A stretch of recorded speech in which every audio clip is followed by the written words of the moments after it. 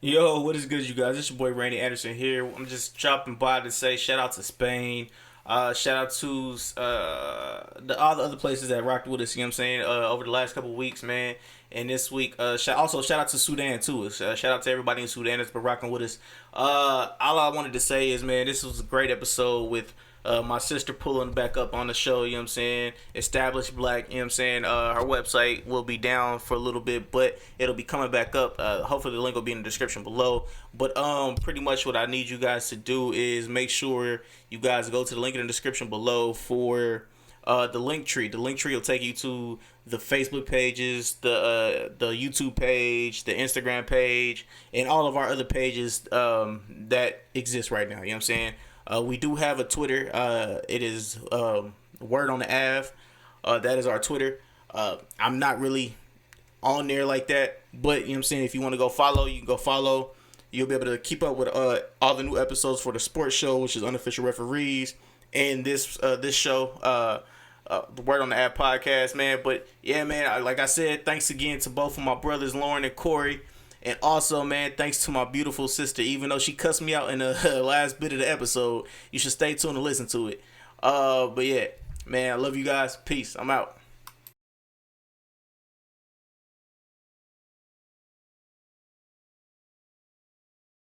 It's the only place where there's a shit ton of mass shootings. So yeah, I'll let you guys run through that. What? You looked at like what? Did you see the list?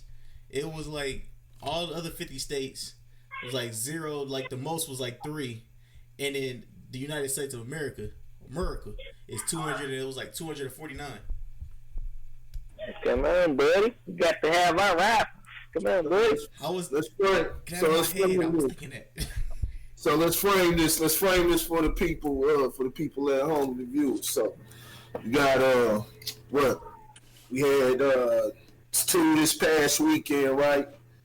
I know there was one couple days before that at some type of concert or something in California. Uh, how many did we have? I think it was about six people. Might have been about six people killed in that one. My numbers may be wrong. I remember the number six though.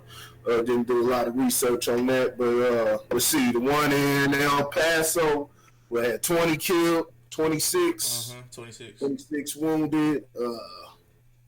Then what was the other one? Dayton, Ohio, Yeah. nine murdered.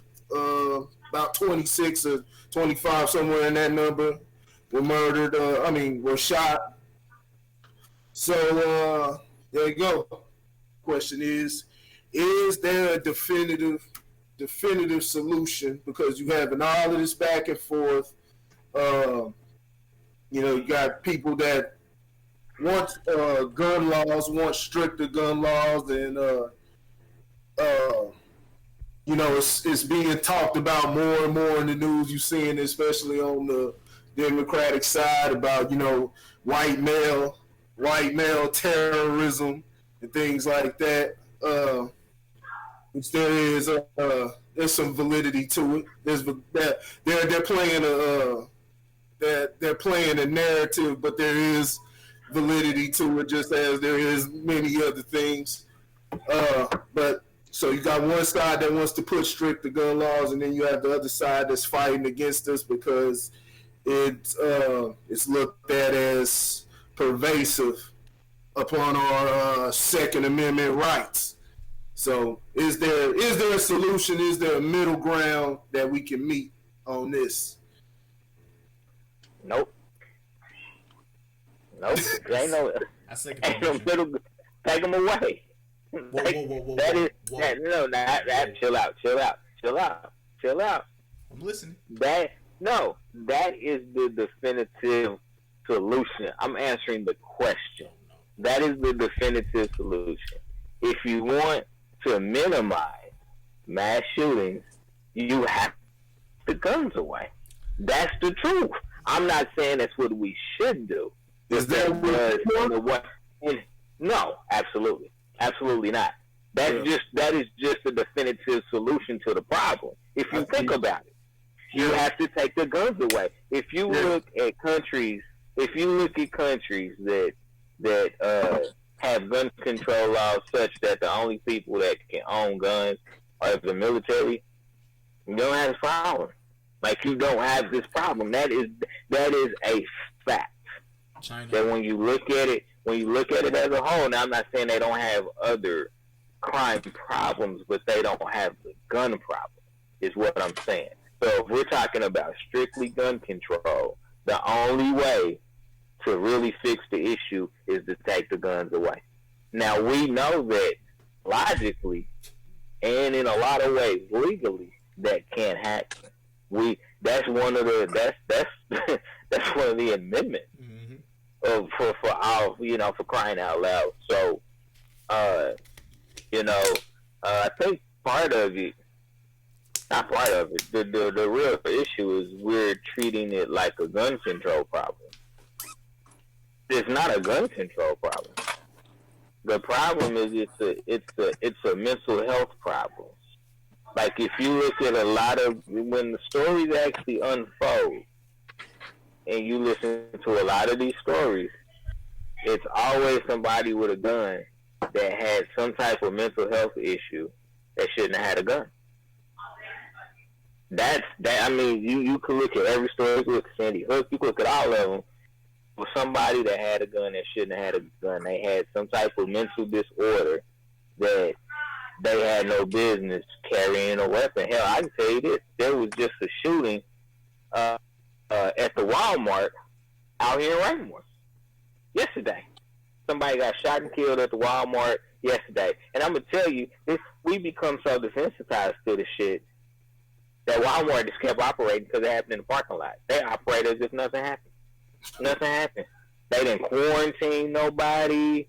None of that. They didn't say everybody in the parking lot, y'all probably should just come back in. It's safer in here. Like, none of that. They was like, hey, we need a manager on checkout number 9. Let's keep this money rolling. Is it bad when you said that the first thing I thought about was the baby?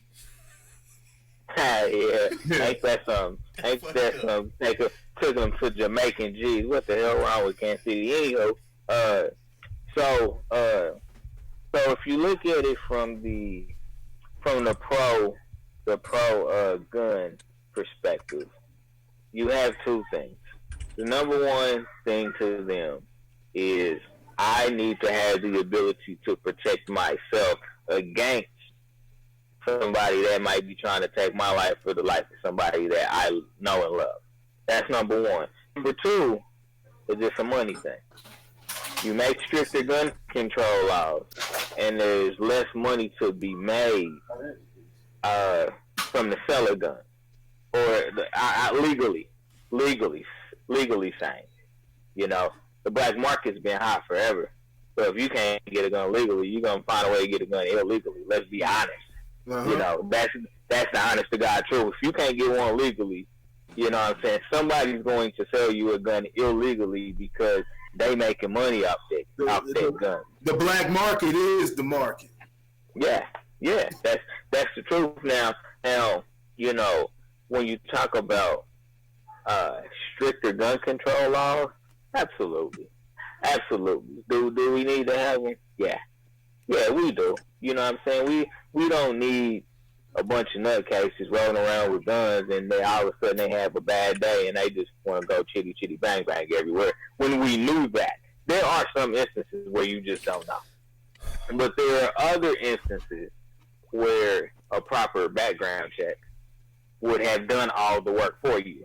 But again, it comes down to, and then it goes back to the money situation. Like, damn, I know dude nutty. There's been guys that have come up all kind of funky, and they still sell them a gun because they need to make money. So I mean, do we need stricter gun control laws? Absolutely. I don't think that that's a secret. I think what the problem is that do the laws discriminate against people that legally should be able to have the ability to purchase a gun too? You get into that whole discrimination thing. Like, at what point are you discriminating against just because somebody has a mental disorder? Take depression. You know what I'm saying? People take medicine and other type of treatments for depression. So They may be like, hey man, I got my situation under control. I should be able to purchase a gun for the same reason that other people purchase a gun for, which is protection. So at what point do you really call it and be like, we can't give you a gun? You know what I'm saying? So it's such a myriad of different things that you can't make a decision. That's the problem. We can't make a decision because you can always say but this or but that or what if or what that. For every scenario that you can't make a decision. That's why I said the definitive solution would be to take the guns away. Period. Nobody has the ability to protect themselves. The Second Amendment was brought in because the people in America didn't want the British to roll over here and be like, we taking y'all asses back. Y'all ain't going nowhere. We still running this game. That was the reason for the whole Second Amendment in the first place. It was to protect the people from the government. It wasn't the other way around. It was to protect the people from the government coming in, because when the 13 colonies came over here, they left because they didn't want to be under British control, but by law, they were still under British control. So they had to create laws and amendments and separate themselves as another country in order to protect themselves. So that's why the amendment was created in the first place, was to protect the people against the government. I get off my horse though. Corey, go ahead, because I'm still trying to. I can't find a way to come at it at a certain angle, and I don't like that because he's made so many good points. That's exactly the argument on it. You're always going to find there's always going to be a but to every single situation. So my stance, my personal stance. Well, no, okay, we'll go with the question. How do you end it? You stop the sale of guns completely. I mean, it's not sale of guns. I said that completely wrong. Race that out. You stop the manufacturing of guns completely. Not stop it, but prevent it. But so that but that'll put guns are a big business. What you about to say? We don't always buy guns like here. So you would have to create laws that dictate what goes on in other countries. That would be another country. Exactly. That's exactly where I was about to go with it, because that's dealing with the relationships between other countries. Basically a worldwide situation, and you don't want something that's happening in one country to you don't want there to be no broad or one government. There, I answered it right there. You don't want one government. You don't want something governing a worldwide takeover or shit like that. That's what your government wants.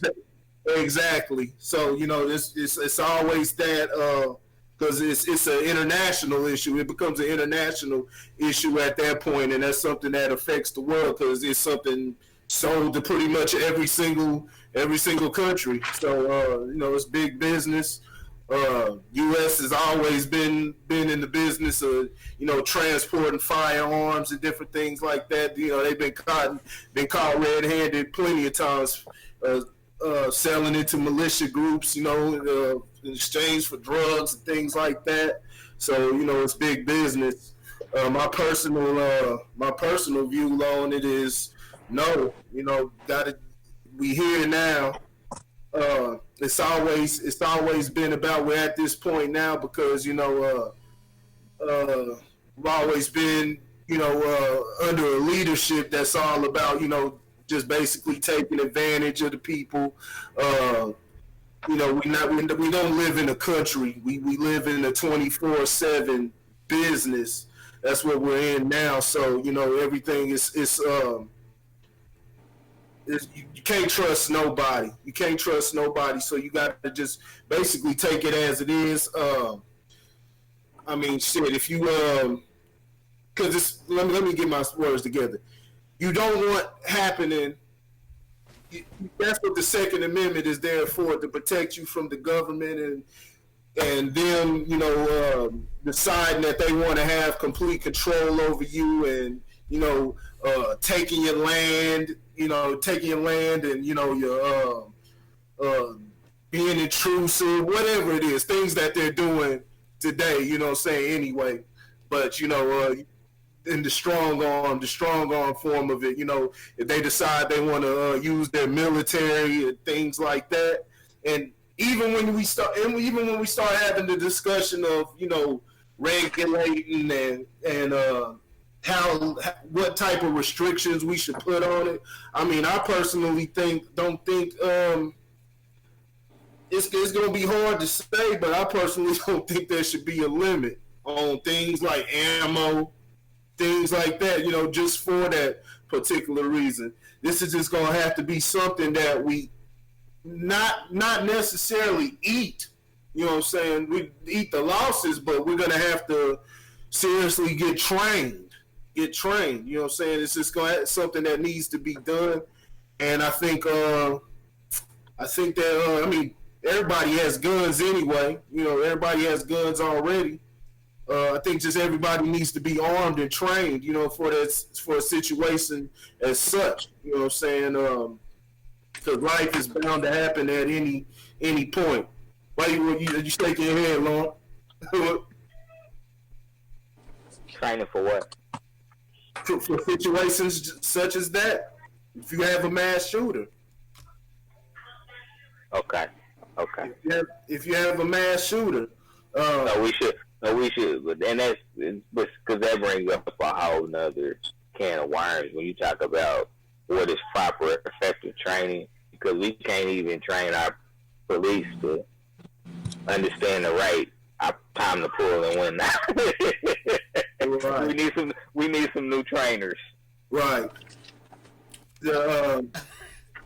It's a tricky situation. You most definitely don't want to. You most definitely don't want to take away guns, but like I said, the black market will always be there, and you take away guns, you basically leaving the people wide open. You know what I'm saying, for anything. So no, you don't want that. Yeah, it's a tough situation. It's a tough situation. All right, Ashley, you got something about it? She over there flexing her muscles or something. Say that again. Said I what? She was flexing her muscle. I saw her doing this. She said it's game time. Mosquito bite. Honestly, I mean, I'm all, I don't believe they should take gun privilege away. But you both pretty much touched on all of it. I mean, there's always going to be disagreement about whether we should have them or not, but I'm for it. Like, I feel like the government's going to turn on us anyway, so I don't think they should be taking our firepower. They can't be the only ones with it. That's how I feel. That's it. That's factual. If somebody gets diagnosed with insanity, though, I think that's grounds for a restriction. Yeah. I mean, that's what I'm saying. Everybody has like these, like, I get what you're saying, but I feel like at that point it's just like one of those things, like, who are you to tell somebody like if they're capable of having a firearm or not? Like, I don't know, like, how can you really just judge at that point? I'm gonna tell your ass if you don't need no gun, because I know some folks that need to turn their guns over. Yeah. No, I'm not saying that. I mean, of course, but like, who's going to be in charge of saying, okay, you're qualified, you're not qualified? Ben Carson. Yeah. Yeah. So yeah, that's where the problem lies, because you're gonna leave it in their hands, and they're gonna be labeling the wrong people. Is called. We have problems where we are not allowed to carry firearms. I can see it going down like a whole, like, I don't know. Just I don't know. It's and then sometimes it's not even sometimes it's not even a mental issue or a mental issue that hasn't been traced. I mean, look at the situation that happened in Las Vegas where the dude shot up about 500 people. They didn't find. They still. I haven't heard anything else about that to this day. You know, there was no way to tell. There wasn't any links to any groups. Wasn't any sign of mental illness in the past or anything like that. Been married for years, look like they're in a happy relationship, full family, and then bam, they kill their wife, kill the kids, and then kill themselves. Like you really just can't say, "Oh, you're qualified. You know, you can have a gun. You can have a gun. You can't." Like, there's really no test. Like, some people just fucking snap. Some people just. I mean, I don't know. But I think those cases are a lot more isolated when people just snap. I think the issue is when there's known information that has been presented to a gun seller. I mean, but then you gotta just look up people's whole life background and where they came from, the household, and then their family. Like, just because I don't care about your family, I just care about you. Doesn't mean that I don't have some mental issue lying underneath that might not just arise one day. Like, maybe right now I'm like suppressing it and I can hold it, but then one day I'm like, you know what? Fuck that. I'm gonna let the crazy out, and then I'm gonna fucking shoot somebody. And you can't. I mean, I could pretend all day like I'm this sweet, innocent little person, and then get my fucking gun, and then you know what? No, like chitty chitty bang bang, nigga. There's really just no way to tell. Can I make a point? I just want to make a point. Go ahead. That a majority of these mass shootings have happened in free zones. I just want to point that out. Safe neighborhoods.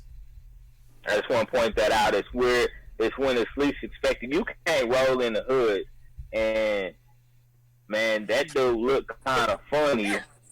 Hey, Reg, keep on him. Hey, keep on him, Reg. Like, you can't roll through the hood like that, because that's when the spidey sense comes out. Yeah. You know what I'm saying? And you like, oh yeah, he don't look right, man. We gonna have to holler at him. You know what I'm saying? Hey, look, man, I tell a quick story. You know what I'm saying? I was over in my people's house the other day, and I got a cousin that, you know what I'm saying, like, he get that juice in him, and then he start, you know what I'm saying, he start just saying crazy shit.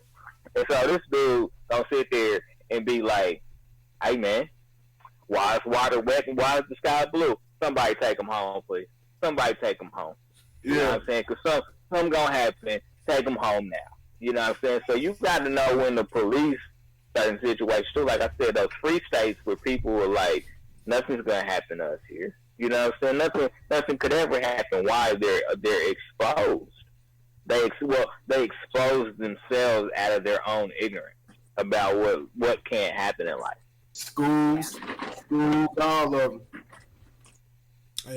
I mean, all right. So yeah, pretty much you guys broke it down perfectly to where I don't really know if I can expand on it anymore or poke holes in it.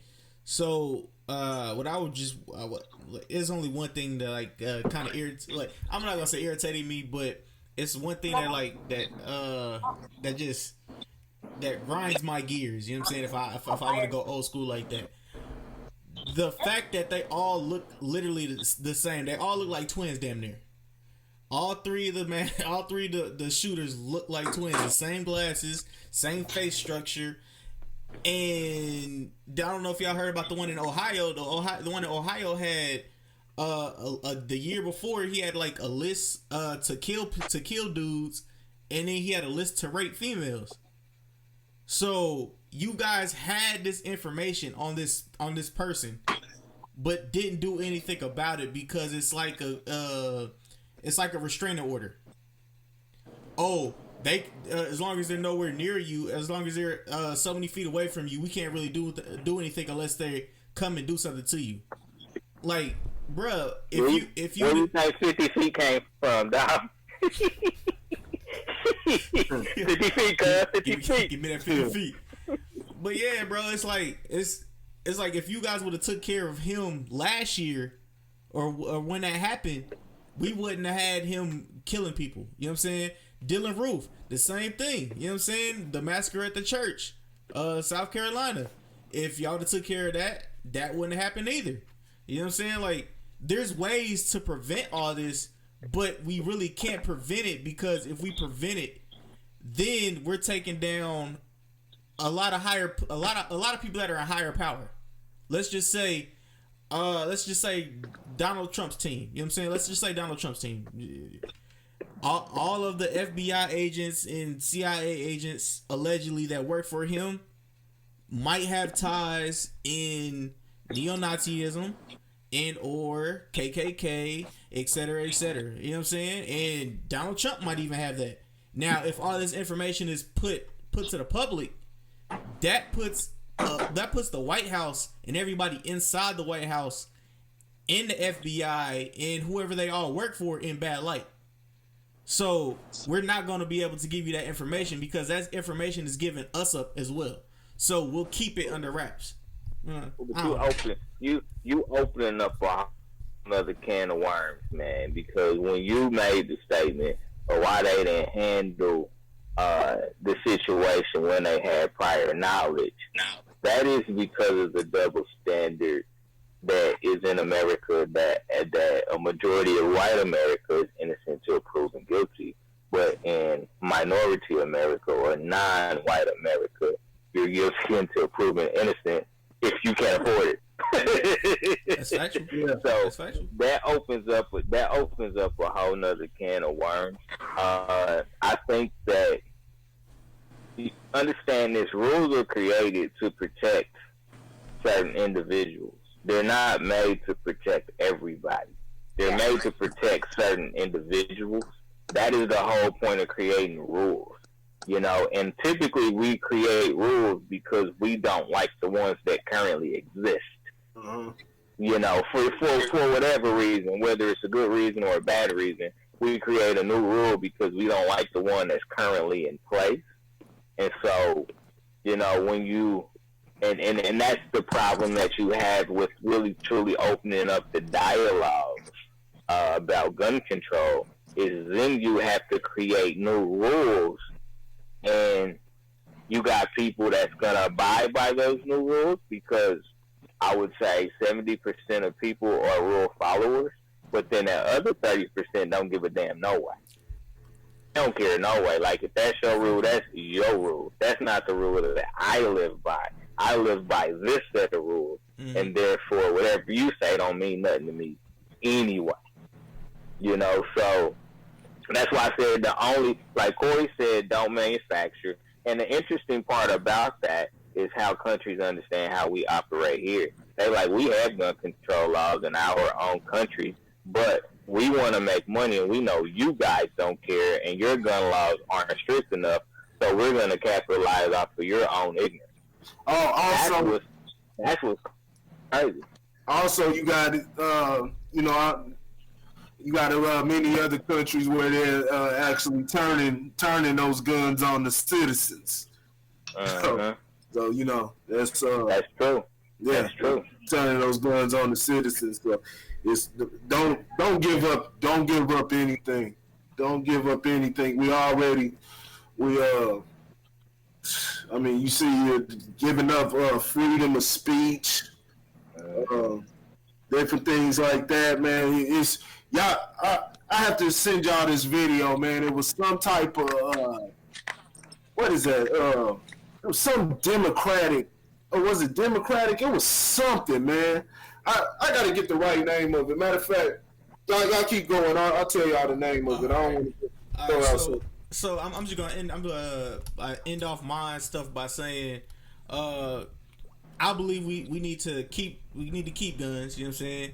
Just because the main reason why I'm saying that is because I want to keep myself, my family, and everybody, all my friends and shit like that safe. You know what I'm saying? Because if push comes to shove, and I gotta take somebody out, I'm doing that for my family. You know what I'm saying? Because for one, the whole rape list thing, the dude had the rape list. I got nieces, I got sisters, you know what I'm saying? I got family members all around the world. and I'm not trying to get a phone call that such and such got raped. You know what I'm saying? I got family members I got sisters and nieces and cousins going to college starting tomorrow. You know what I'm saying? And You got some money? hell no. But Got some money? Get some money and they safe. you say get some money in they safe? Get some money and they safe, man. That's how we operate, man. Get some money and they safe. We already.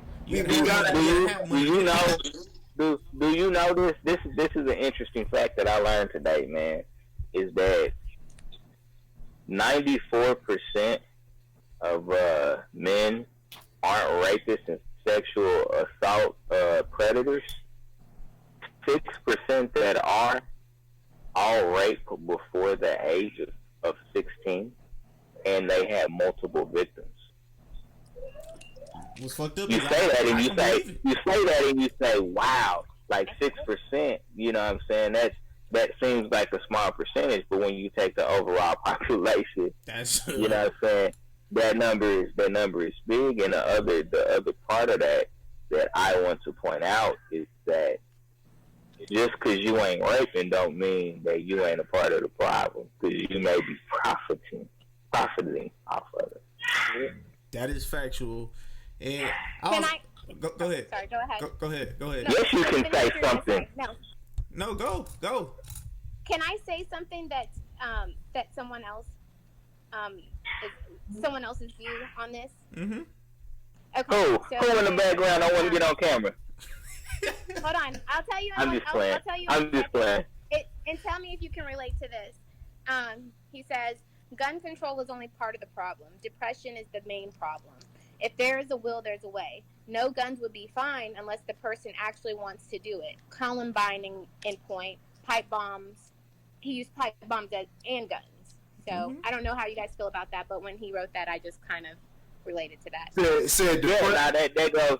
No, they basically are pointing to the fact, and I said this earlier, when it's not a gun control problem, it's a mental illness problem. Right. Because a lot of these people have some type of wire that wasn't all the way connected, but we chose to overlook that when we knew it was there. So I'm gonna go racial. So why are we seeing now? According to, before I say this, according to the stats, and we can all see too, black people make up the majority of mass shootings in America, right? As victims or as predators? Huh?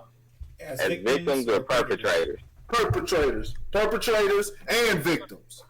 Perpetrators and victims. But the difference between theirs is it's a flaw, because there's actually, I mean, as much as we can say the situations are senseless and different things like that, there's actually a situation that begins it, whether it's a type of jealousy. It's something that can be pinpointed, because there's always something, even with white mass shooters and things like that, there's always something that can be pinpointed. But with this, there's no, they're more targeted. If you feel what I'm saying, with the black folks in the inner city, shit like that, it's more targeted. Whereas when you got these mass shootings with the white folks, it's just random. Let me go to the supermarket. I'm gonna try to get as many people as I can. But it hasn't happened. We just had a situation with a black dude was the mass shooter. About a month ago or so, a couple months ago. So it's not to say that it can't happen, but why does this situation, why does the face of it, we already know. Hey, we see somebody put a meme up, the old lady, and I was looking at her and saying, every time I hear a mass shooting, and they put the old lady, I was like, what the hell is that old lady's name? Because I'm pretty sure this is a joke. Oh, Betty White. You know what I'm saying? So they put a picture of her, and I'm like, but that's true. That's true. You know, we can sit there and say, so innocent. So what is causing them? What is the difference? So let me back you up for a second, just so I can have some clarity. Yeah. When you are using the terminology mass shooting, Are you referring to the number of instances, or are you referring to the number in one instance? They refer to mass shooting some places. Well, whatever whatever is compiling the data. Some of them say 3 or more. The majority say 4 or more. Okay, so that's I'm going to. Okay, I see where you're going with this. So, it depends, and here's the reason why. Is because we are now as brown people starting to have more conversations about mental health, right? Mm-hmm. So before then, I believe that we would point all of ours to what I would say would be socioeconomic. Socioeconomic being jealousy and things of that nature, wanting to take something from somebody else, because we haven't had the conversation. We haven't had the conversations about mental health, so to say. So I think for us, you would say it's socioeconomic is what you would say. But for so when you talk about white people, I think you are talking more into the areas of mental health, because when the information comes out, you find something that some wire was loose. You find something in that reporting that says that this particular person, or whatever the case may be, had something that was going on that they had no business with a gun from a mental standpoint. Whereas black people, we look at it as totally socioeconomic. You know what I'm saying?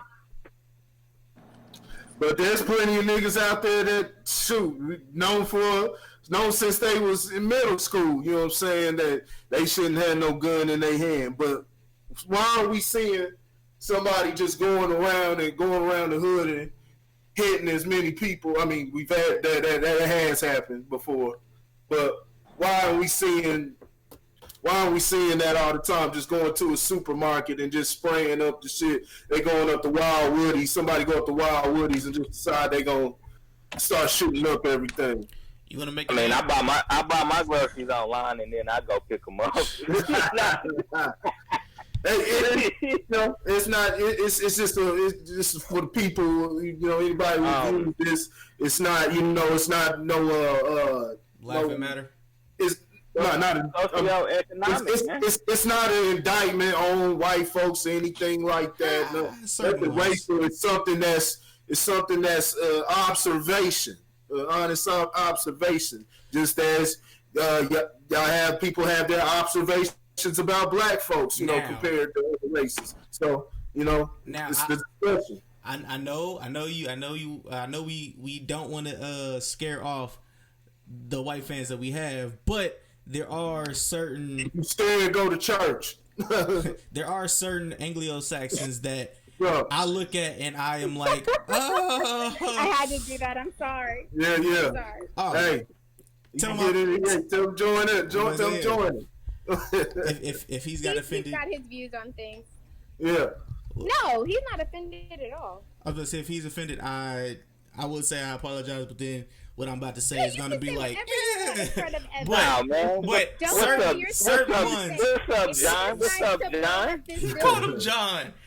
What's up, John? He called him John.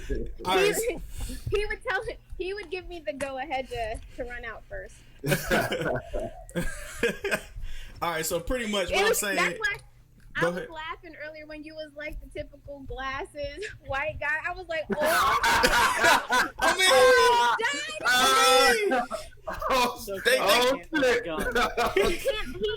he can't own a gun. He's a felon. Yeah. Damn. Well, that's another way they get people. See, they put felonies at an early age. Say you can't own a gun forever. Things like that. That's how they disarm. That's another form through the justice system. They disarm us. And so, you know, you leaving us wide open. And all See, I'm, at all a I'm point saying, like that, that's when the black market comes in handy for us. You know. but but pretty much what I want to end off by saying is the Chris Tucker, not Chris Tucker, but Chris Rock joke. And then I just want to say this real quick. They have a uniform. You know what I'm saying? You either have the little bowl cut, the Joe Dirt, you know what I'm saying, haircut. You know what I'm saying? Little the mullet. The mullet. Yeah, there you go. The mullet. Or they got the little glasses with their little pocket protectors. Shout out to all my geeks and shit out there, you know what I'm saying? I fuck with y'all, but some of y'all, you know what I'm saying, y'all be looking wild out here in these streets. But yeah, I mean, they have their go-to, like they say black people have their go-to, sagging pants, dreadlocks, etc., etc., you know what I'm saying? So, yeah, and then with the joke I was talking about for Chris Rock said, if you want to stop gun violence, just raise the prices of bullets. And if a dude puts 10 rounds in you, that nigga, he wanted to kill your ass, because that's what? That's $5,000 a bullet. So that's $100,000. That nigga wanted to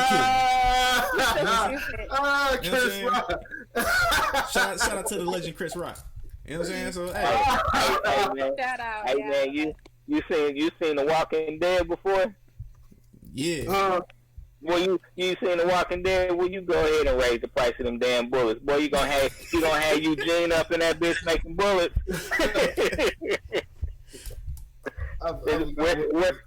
like what Corey said, man. Where there's a will, there's a way. Where there's a will, there's a way. The only definitive way to stop all this is to take the guns away. That's the only definitive way to do it. I'm not gonna say you're wrong. Still happen. That would stop mass shootings, but once again, if there's a will, there's a way. All you have to do to figure out how to make a pipe bomb is look it up on the internet. Yeah, that's factual. There's going to be mass bombings.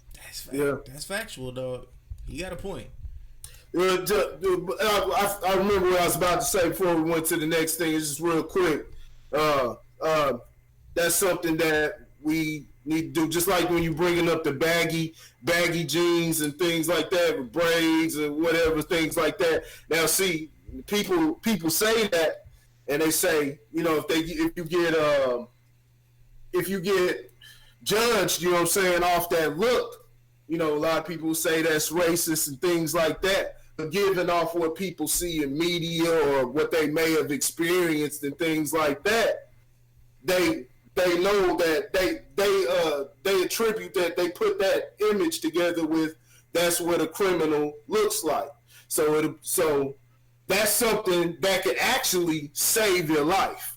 Let's be honest. That's something that could actually save your life. So if you see a dude walking on the street with a damn, it's 105 degrees outside, and he got a damn black ass long coat over with a damn bag draped over, you need to keep your eye on him at all times. But you know what I see when I'm out and about? This. People looking down at the phone. I'm literally walking behind people, and I'm just sitting there thinking, this is not in my heart. It's not something that I'm thinking that this is what I want to do or anything like that. I'm always thinking of scenarios and how people are always slipping. I'm just like, if I wanted to, I could just knock this person out and take everything they got. But, and not even paying attention. Not even paying attention to what's going on. That's because they own it. That's shit like that. That's because they own the internet. Huh? That's because they on the internet trying to figure out how to make a pipe bomb. Trying to make a pipe. No, fuck that. It's because people are too calm these days. People don't live. Oh my God. People don't live their life like it's like they could die at any minute nowadays. You know what I'm saying? Yeah. They still believe like the world is a perfect place where nothing will happen to them. Yeah. People.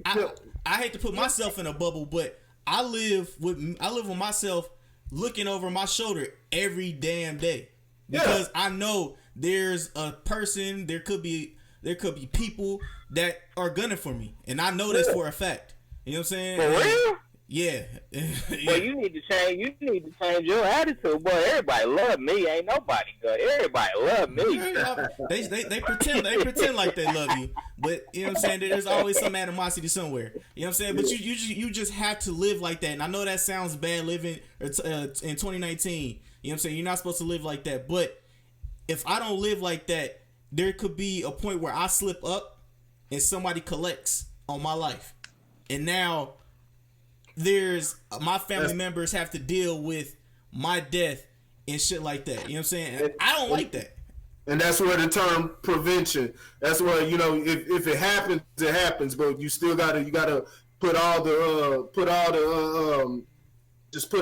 things in place to prevent that type of thing from happening. So like you said, keep your eyes open. Look for things like that. If somebody even got a backpack, you know, if somebody's carrying a little tiny bag or something like that, at most they'll have a handgun, they have an extended clip, something, maybe automatics. They'll do some damage, but they're not going to be hitting, you know what I'm saying, everybody around that joint, you know what I'm saying? But you see somebody walking with a backpack. We all need to have our guns.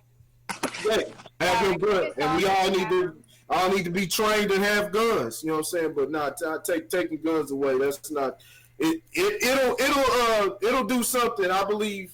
If all those people in Walmart would have been strapped, man. Nah, man, that ain't true, man. If all those people in Walmart are strapped, who else get hit with a stray bullet? Start shoot everybody. Who else get hit with a stray bullet? Yeah, everybody go get everybody. I'm not saying that. Yeah. I'm not you know, a lot of cats get. Somebody might think twice if they know that I can walk around with my gun. They might think twice about running in with a gun. Yeah. That's all I'm saying. That's right. And it was an open carry state too, so I mean. If I know right now I can go on Walmart and everyone in there is able to have a gun, nigga, I'm not thinking about fucking shooting people up, like, unless I'm just trying to commit suicide. I'll be honest with you, I'm doing the same shit Lauren doing. I'm ordering all my shit online, and I will go pick it up, bring it to my car. Drive it to your house. You ain't gotta bring it out, man. Just set it on the side and I'll go get it, because I don't trust your ass either. Just set that shit on the side. I pick it up. Alright, y'all ready to move to the next topic? Yeah. Yes, alright. Yes, so who has the best top 50 rappers list? Oh my god, no. So is Andre 3000 on it? I don't know what the list were. I just seen the one with Joe Budden. I just seen the one where Joe Budden was third. From I forgot what podcast. What? He was a third best list or third best rapper. Third best rapper in their list. It was Jay-Z, it was Nasir Jones, and it was Joe Budden and Lil Wayne. Was it chronological? Like, did they do it as this is number one, this is number two, or they just made a list? Yeah. Corey, put that damn list up there. I'm about to put it up. Let's see. I'm gonna go to the actual. You're not going to mess up, right? They had Lil Wayne in the top 5. No. Lil Wayne was number 35. Yeah, they had 35. Okay. Yeah, and I think that's fair. Was Andre 3000 in the top 10? I don't know. You gotta ask. That's funny. They got a top 50 social media. Hold on. I'm trying to find it now. Let me see if I can find Joe Budden's Instagram page. Joe Budden ranked himself. No. This was not Joe Budden. This was somebody else that was doing the rankings, and Joe Budden just happened to catch a stray. Well, it wasn't even a stray. He kept technically a stray from everybody else. Joe Budden was number 3 on the dude's list. Yeah, he's a groupie. No, he's smart. It's strategic marketing. That's strategic marketing. Yeah, he just wanted some comments if Joe Budden was number 3. And I'm not saying Joe Budden ain't Joe Budden didn't put. I don't know. Joe Budden didn't put that out. He's what he said he did. No, yeah, I didn't. We're not saying he put it out. I'm just saying that it was smart. He probably did. But he would use his own podcast and not some small podcast. So give me the top 10 on the list. I'm trying to computer's going pretty slow. So my rap is my religion. Yeah, it's going slow with the because I got the broadcast going.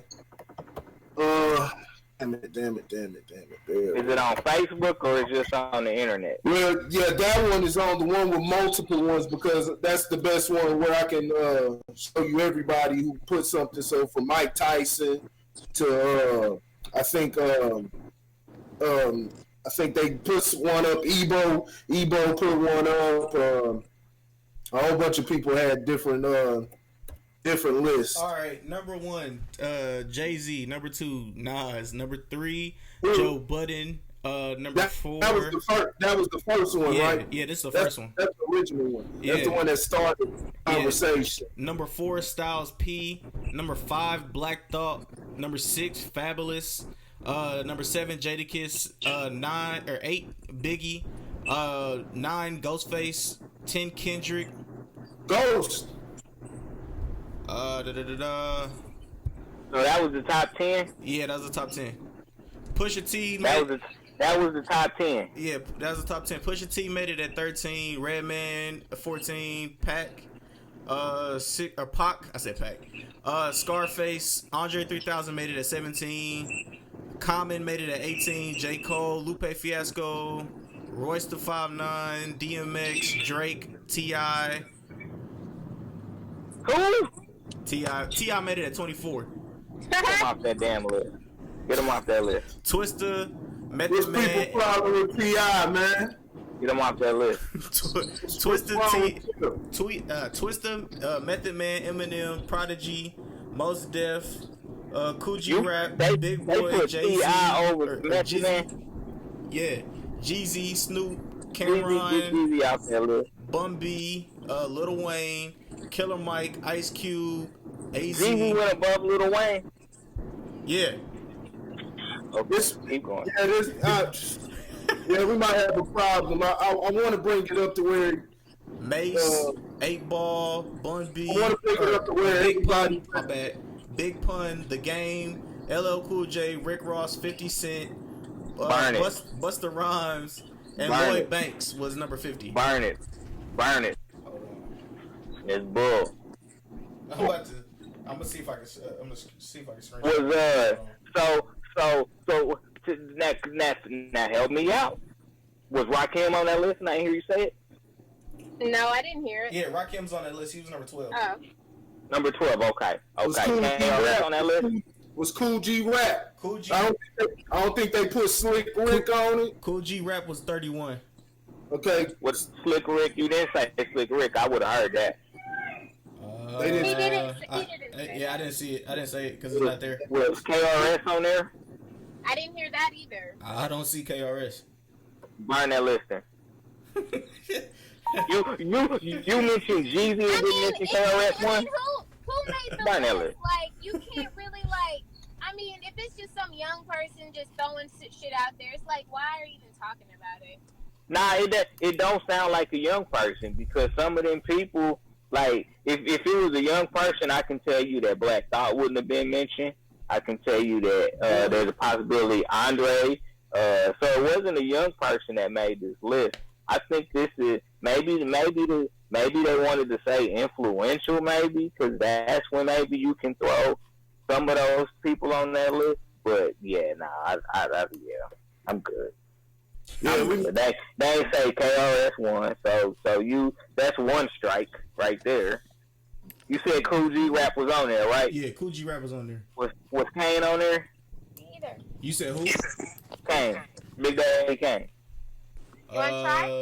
No. Burn that list. That list was crazy, but what I wanted to get at was the lists that were made after that because it got pretty interesting and people started putting out their own personal top 50. There was one. In my opinion, Mike Tyson had the best one, but I'm having trouble getting it all up, and then my religion is rap. I got to scroll all the way down his damn timeline. He's been putting in the work, so I'd have to go all the way down to even get to it, and shit's moving slow. So we might have to revisit it. So, If y'all can pull up off the list. was AZ on that list? Yeah, AZ was 40. Actually, one of the lists had AZ at number 1. Really? Yeah. I can't put him number 1, but I can put him Not at number 1. I see yours, Randy. That was Rap TV. Whoever the Rap TV that's the list that you went off of. I see that right there. I don't know who it was off of. I don't know. I just got off of DJ Academics page. Yeah, that was Rap TV. Some of them I can't argue with. Some of them is the order I'm not with. I don't think you can put Beans up there, and I love Beans, but I don't think he makes the top 50. Yeah. Maybe top 100, but right. not top 50. Yeah, Big Pun should have been higher than 44. I can tell you that right now. Big Pun's definitely in the top 50.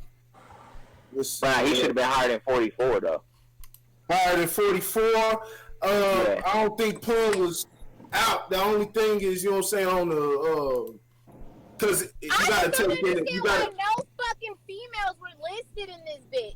I know that Lauryn Hill was on. Lauryn Hill was on one. I know one of them put Trina at like real high. She was way too high. Not Trina's not on that list. So whoever had Trina on the list. Yeah, they were tripping. But Lauryn Hill. Lil' Kim don't need to be on that list. What? Okay, no, you aren't. Fight! Tifa, MC Light, Yo-Yo, nobody? I would not Yo-Yo. I'm sorry, but there's y'all just really irritate me. You gotta go off the impact of the game. No, I didn't disagree with I wouldn't put MC Light on there, and I love MC Light, but I wouldn't put her in the top 50. I'm not saying that. I was just Missy? saying there's a lot of dope ass female rappers that should have been on there. That's all I'm saying.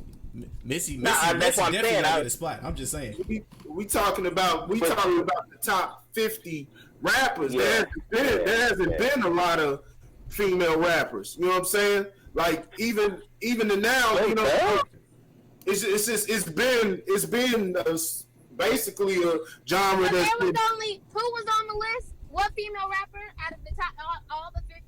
There was no females on the list. There was no women on the list. Right.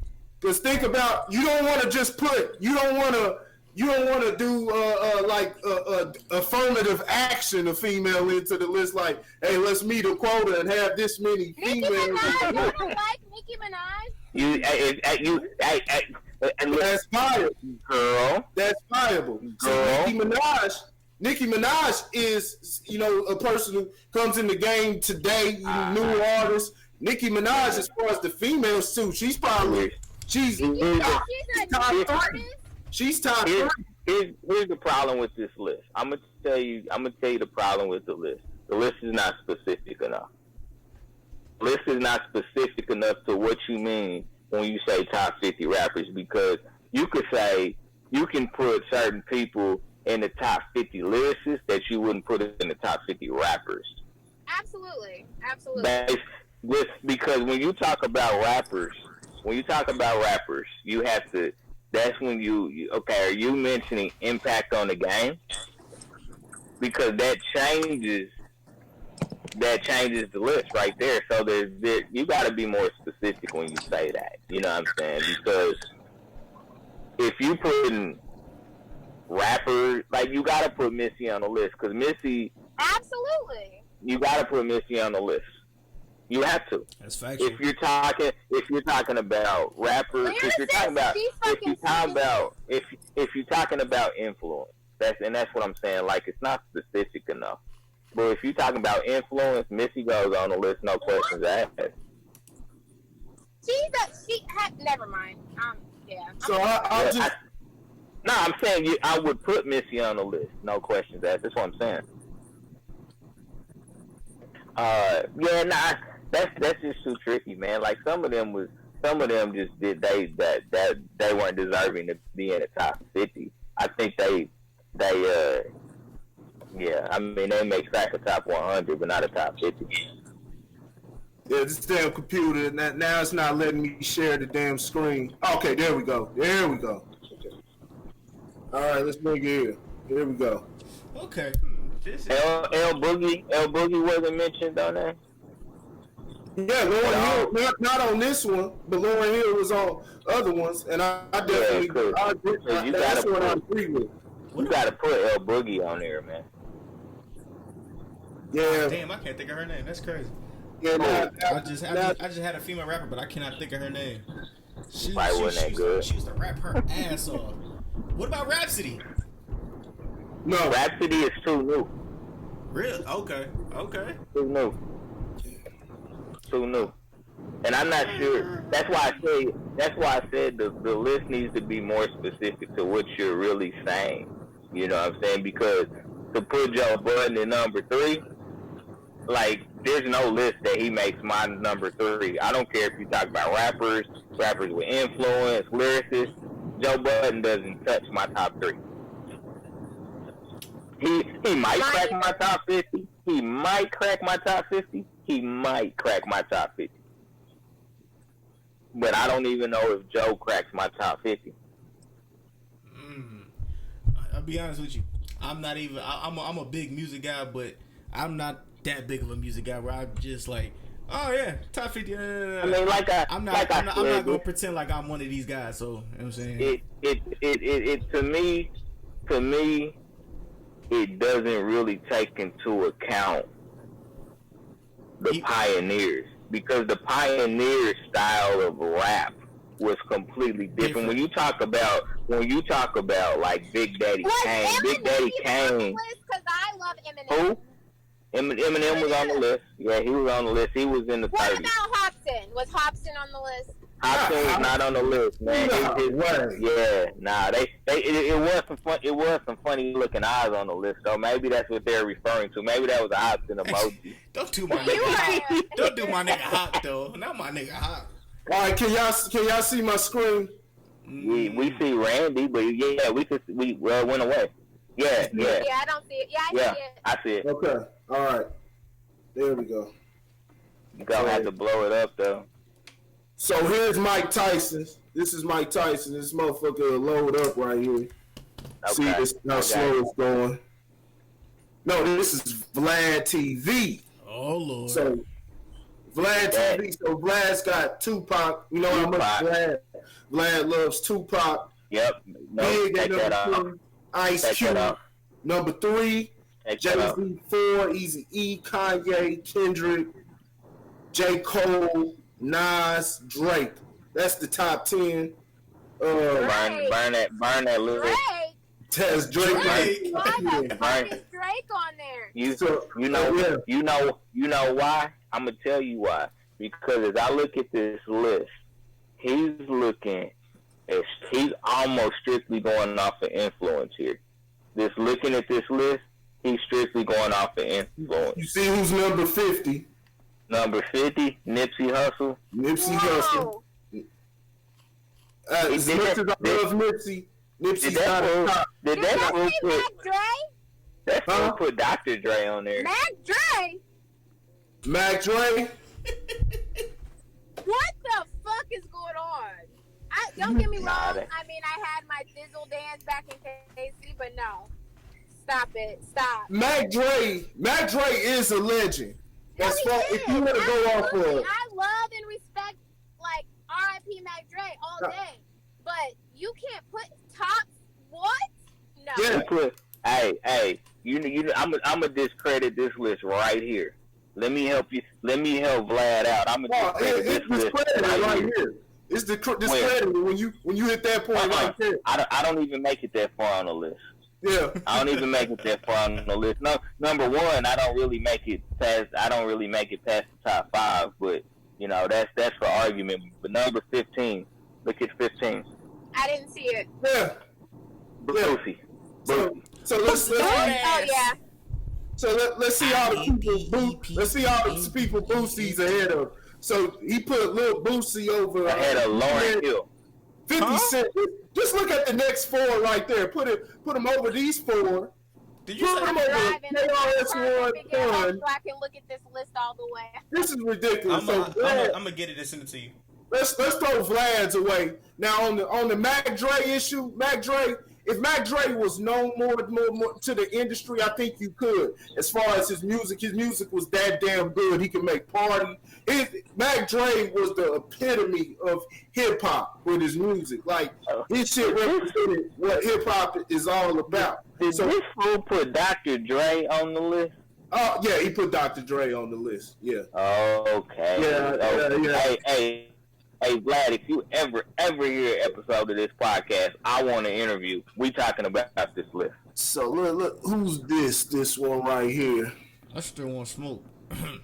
That's disrespectful, man. That's disrespectful. This is bootleg Kev. I want to find Mike Tyson's, but I think his might not be on here. But bootleg Kev, that's a DJ.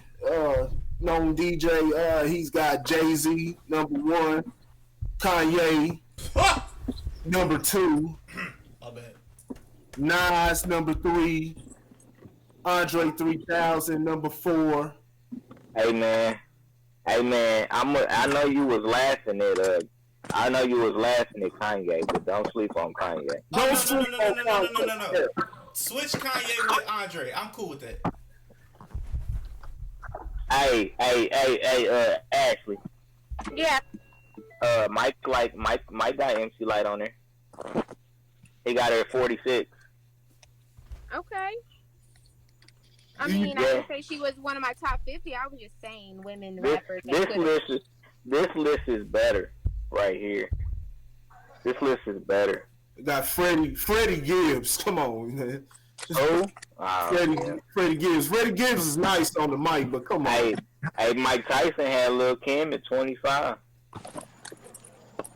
Kim is it's the only thing about Kim is Kim didn't write all of her raps, but you know what? Kim is influential. I think that's how I feel about Mac Dre. Huh? That's how I feel about Mac Dre. Hey man, I can work a little bit. There's Nikki at 37. I think Nikki. I think you can put her in there. Something about a lot of people won't agree with me, but I've always said, you know, she's ignorant as a human being, but her music, rapping, her rhyming ability. Her raps. Well, for the most part. Yeah. I done heard some stories. I mean, we've heard stories about everybody. Yeah, you right. You right. Yeah, it's. I don't think he wrote. I think he inputted different things, like a lot of people. You know, a lot of people have. You know, sometimes the Rocks. You know, when we talk about Styles P, Jadakiss, there's raps that they've written for each other, especially when they Styles P and Jada do the back to back thing. There's usually one of them that's writing the verse, you know, and the other one's just reciting what the other one put. But they both still know how to pen, you know, do their own thing on the mic, you know. So I think Nikki's the same way. You know, she had kind of a change, and she had kind of a rough patch after Safari left. But I think she picked it back up on, you know, some of the songs. You know, now she's become part of the culture today, where she's kept it more to, you know, talking about stripping and shit like that. You know, that's right. You know, she had that subject matter in her music before, but she was more like Nicki was like hip hop. You know, she was talking about hip hop type of shit. She did. Yeah, she was hip hop. So, you know, I think she's got that going for. They got Big Crit at 47. I fuck with that. Big Crit is underrated. You know, I just don't think fuck is. Big Crit hasn't had. Yeah, see what it takes to get on this list. I think that's what needs to be stated by each person. I think the only one that really did that was the My Rap Is Religion page. They put you know, influence, subject matter, rhyme style, wordplay, all that. They factor all of that in within their list. Some of these, This one is influence because if you got Snoop at 15, that's influence. Yeah. Yeah, that's influence. Well, that ain't nothing but you influence. don't think Snoop is a top 15 artist? Influence? I don't know about artists. What, you talking about rapping? I mean, If we're talking about all rappers. We talking about Snoop Doggy Dogg here, right? Hey, So let's jump in the hey. ABC. I get it. Hey. Factor in longevity. Yeah, you're right. Hey. Snoop. I don't know about top 15, but he's definitely on the list. He's not my top 15, but I'm saying if somebody puts him in top 15, is that something you could be mad about? You know what I'm saying? Man, if I want to win a spelling bee. Okay, so this is the last one I'm gonna pull up. I couldn't find. If I want to win a spelling bee, I go get Snoop all day, boy. This is the last one. Mike Tyson had the best one to me, but this is the last one I'm gonna pull up right here.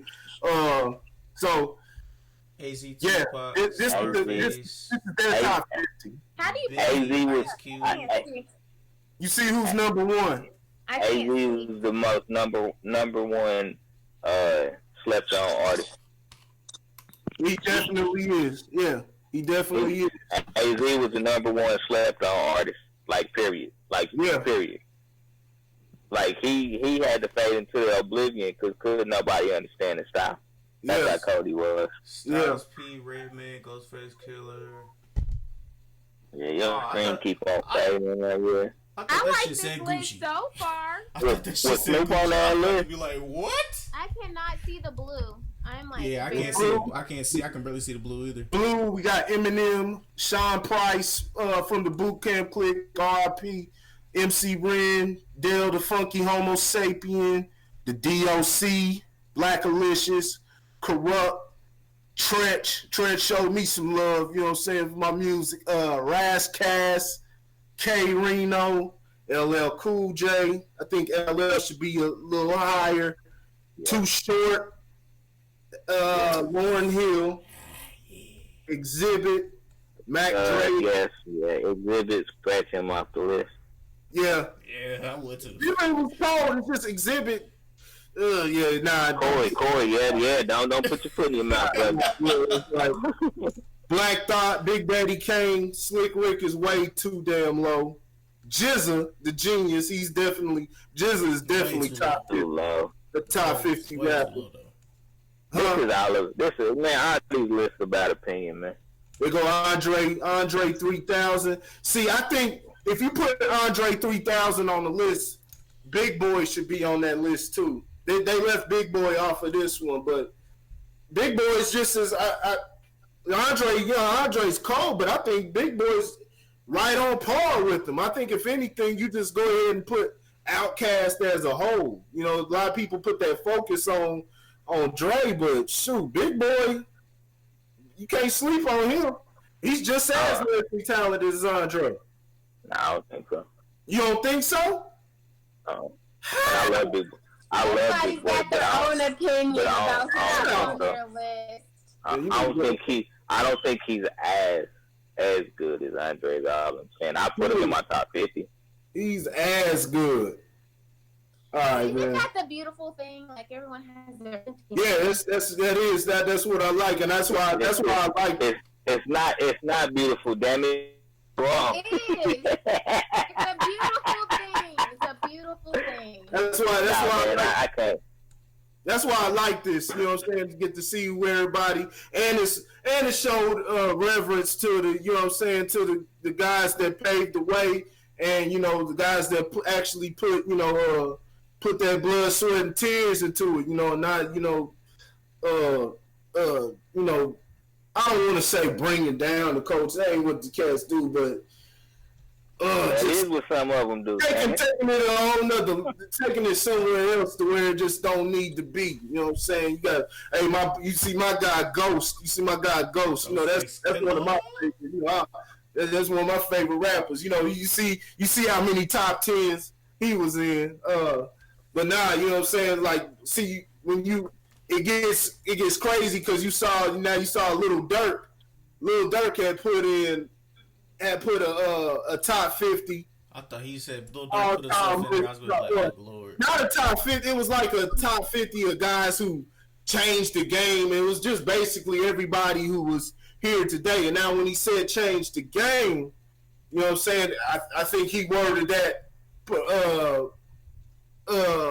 100% correct. Well, not even change the game, because they didn't change the game. They just went along with what the big dogs, the guys, the industry heads changed up. You know what I'm saying? And what they wanted, and these guys went along with it. But if you go through that list, it's all the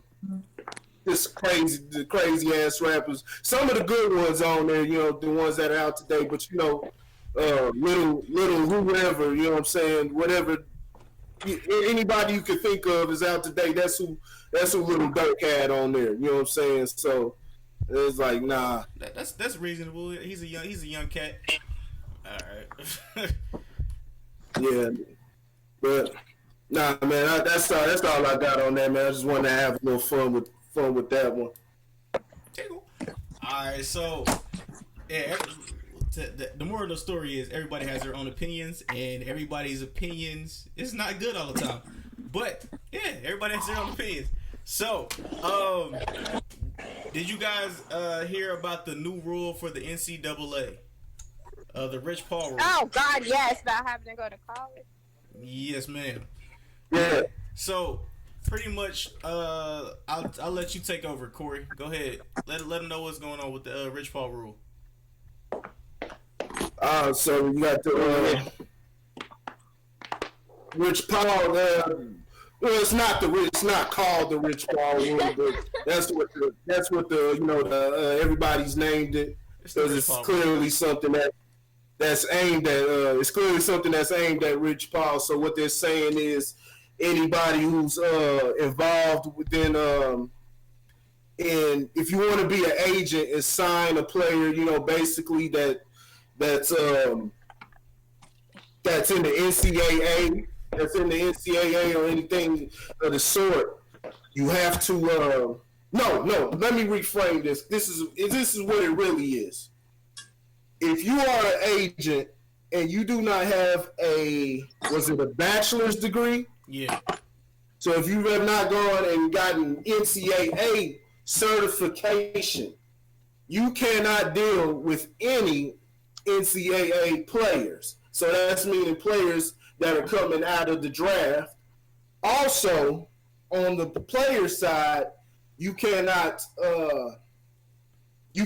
go back to college if you deal with the agent like Rich Paul, who does not have that certification. Also, if you're a player that decides to skip the college, you cannot. Now I don't know if it's you can't go to college total, or it's just you can't play basketball. I know you can't play basketball. You won't be able to have anything to do with their sports program if you do that. So that's dealing with the players that decide to skip college and go straight to the NBA or something like that, or go through whatever program. You know, you got the LeVar Ball thing, and you know people going to the G League and things like that. That's fine, but you can't. If you decide to deal with an agent that doesn't have the NCAA certification, you cannot. You ain't gonna be able to deal with the NCAA no more. And like I said, guys who declare for the draft, they can't. If it doesn't work out for them, or if they have a change of mind, they can't come back. They can't come back. So that's where the Rich Paul rule. It's the Rich Paul rule now. That's how that works. My views on it. It's protecting business. You know, it's something that's protecting their business. But like I said, we're in a 24/7 business state. You know what I'm saying? And they that's the whole reason why they took out the they changed the rule to NBA players to where you have to at least come in one year, because they want to have those players for at least 1 year to generate all that money. Also, you're messing with the investors. You know what I'm saying? The investors in those colleges and different things like that. The guys that are have money invested into it. You're messing with their pockets. So is it? They made a business move. Is it something that I like? No, I don't like it. But there's a way around it. It's not something that's. I think there's a way that you can get past it. Like you already know that a guy like Zion Williamson is gonna get drafted, so he's not coming back anyway. So you can take that loss and you can wipe your hands clean. Where this comes into play now, why this really got instituted? There's a young man. What's that young man's name? Do you know his name? I don't remember his name right off the bat. Harriet something. Yeah, I know who you're talking about, but yeah, he got $1 million. He got $1 million. It was $1 million in internship. $1 million internship for I think what company was it? Was it Under Armour? New Balance. New Balance. Yep. Yeah, he got $1 million scholarship to New Balance, and he could get drafted the next year. You know what I'm saying? Yep. But I'll let you continue. My bad. I didn't mean to cut in. That's exactly what it is, and that's why they implemented it. Like I said, I'm against the system. I'm all for guys like Rich Paul. I'm like, screw the whole NCAA system. But like I said, the NCAA, they've got to get their money. You know what I'm saying? So you can't knock the hustle. They got to protect their interests on their end. So now it's just forcing the players now they got to make a real definitive decision, and they got to really think about what's their next move is going to be. Because if they want to go ahead and they bypass that, they may not have the same type of exposure, and that might hurt their NBA chances and things like that. So that's something that you got to take into account. But as far as like Rich Paul, that whole thing, man, I love what he's doing. It's bad for the NBA as far as from a fan standpoint and things like that. But as far as business, I love what he's doing. You know what I'm saying? He's taking it into his own hands. Him and LeBron, they just working the system. They're doing what they got to do for the NCAA. Like I said, it's screwing with their money. Now you talking about you messing with big business guys. You messing with their pockets and what they got invested into it. And if you're not bringing the top prospects in college and different things like that, if you're not bringing them through their system, to help generate that money, you gotta. That's a problem. So they gotta put that in place. That's all I got on. And you realize this only affects the NBA, right? It does not affect the NFL. You realize that? Right? That's a good. It only affects the NBA, not the NFL. Yeah. Hey, that's a good observation. That's a good observation. So, do you think this could also be racially motivated? Yeah, of course. Yeah. All them old white men making money off of these niggas. Yes. And let's just play. Let me just play around. And Harriet Tubman trying to take them to the Underground Railroad. Oh hell no! Y'all niggas already got this once. Y'all ain't getting this again. We making money off of y'all. This is modern day slavery. What you mean? I'm making money off of your name. Your name belongs to me in my school. That's it. You know what I'm saying? Lauren, what you got for us? Yep. I mean, technically, it is their name.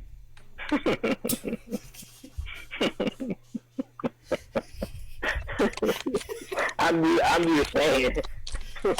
I'm just saying. That's funny. Yeah, man. I mean, this is all about. This is all about the system being upset that somebody exploited their system, and so they have to figure out a way to combat that. Mm-hmm. It's a known fact that the NCAA makes billions, not millions, but billions of dollars on capitalizing off of the backs of players, black, white, whatever. You know what I'm saying? Primarily black, because United States is primarily driven by black men. Mm-hmm. So yeah, this is in retaliation. I think that we need to be intelligent enough to wise up to it, and continue to find ways to exploit the system. Because here's the thing: when you look at law, what is the defense attorney's job? A defense attorney's job is to find any their job is to find any loophole that could get their client off. Mm-hmm. When people are charged with murder and they admit to the murder, they still have a defense team. And their defense team's job is to minimize the blow, to find loopholes to minimize the blow. So, so I look at this situation the same way. We saw what Rich Paul did in order to say, okay, if these are the rules of the NCAA as it relates to basketball, this is what we're going to do. So if now this is the new rule for basketball, this is what we're going to do. Like, you can continue to manipulate the situation, to make it work in your favor. Maybe you have to go find somebody with a bachelor's degree to be the front man while you work behind the scenes. There's always a way to manipulate the system. You can sign any name on paper, multiple people getting paid for that transaction. You understand what I'm saying? Yeah. So you ain't got to worry. All you got to do is be like, all right, hey, dog, you got the bachelor's? Go take that class. Exactly. And then you get to sign your name on everything. And then we gonna cut the check all these different ways. You know what I'm saying? You're gonna get your percentage. I'm gonna get mine. This, that, and the third. The thing that you have to pay attention to is ensuring, because here's the big thing. I'm gonna tell you the big piece to me in this whole thing was the simple fact that they wanted to bring in violations of the rule. Focus on the violations and how you avoid being a part of the violation, because that's where the NCAA was smart, and they started talking about you have to be a part of the process even if you aren't the one on your team that violated the rule. Mm-hmm. That's what you gotta watch, and that's what you need to make sure that you're protected from. Because you can manipulate all that stuff. I can tell you right now, based off all the rules, I just told you what I would do. If those are the rules, that's what I would do. You have to make sure that the violation part doesn't get you caught with your pants down. If you can do that, just keep manipulating the system, because here's the way we get rid of all of this. Pay the players. Exactly. They're no longer amateur athletes. Yeah. But who cares? Seriously, who cares? Amateur was a title used by those that wanted to make money off of their names to make them amateur athletes. That way, amateur, you can't pay them. Take that title away, pay the athletes, and make it big business. But the problem is it's big business for them already. But they don't want nobody else coming in and getting a piece of the pie. Right. Because Rich Paul is coming in and he like, man, I'm gonna take my little slice of the pie. And they like, you ain't about to come here and mess with our money. This is our money. This ain't yours. And so that's what all it is. So take away the amateur status. You take that away. You know what I'm saying? Because if you talking about amateur status, these players are coming in and they're one and done. They playing for a year because you told them they had to. Otherwise, I would tell you right now that 50% of them, at least 50% of them, wouldn't even waste their time on a year in college, because not only is it a waste of their time, it's really a waste of the university's time, because all you gotta do is show up for classes for the first 8 to 12 weeks, and then after that, you ain't gotta show up no more anyway. Yeah. Them stars ain't showing up anyway. So take away the amateur status, man. You know what I'm saying? Turn it into a business, which it already is. but let everybody But get a don't slice the of the schools pie. lose money? Off Yeah. of what? All By the taking away the amateur status? Huh? By taking away the amateur status? I mean, yeah. Yeah, the schools gonna lose money. They gonna make money. They just not gonna make as much. Yeah. They still gonna make money. In any instance, it's about that they're gonna lose money, and they don't want to lose a dime. And you know that's what shoots. Even outside of just the sports aspect, I mean, colleges as a whole, they're all funded. That's how all the money comes through. It's all through funding. And so you just have a lot of guys, they got their money tied up into this, and you screwing with their business, you screwing with millionaires and billionaires' business. They ain't about to, I'm still learning a lot about the whole sports industry. Yeah. So for me, I mean, I might sound stupid to a lot of this, like the players don't get paid for like jersey sales from college and stuff, right? Nope. Why not? Now, the way they do jersey sales in college, the way they sell jerseys in college, they do it in a slick way. They don't actually print the names on the back. The numbers? Yeah, the numbers there with the name at. Yeah, they just have the numbers. Now see? Okay. Yeah, so that's how they get away with it. Now they got in trouble. I don't even think they're doing that anymore because they were starting to have issues with that and getting lawsuits because they were using that's why they stopped the NCAA games. I think they stopped college football. I know they stopped the basketball. Did they stop football too also? Yeah. I think they stopped college football games. Yeah. They stopped all of it because they were using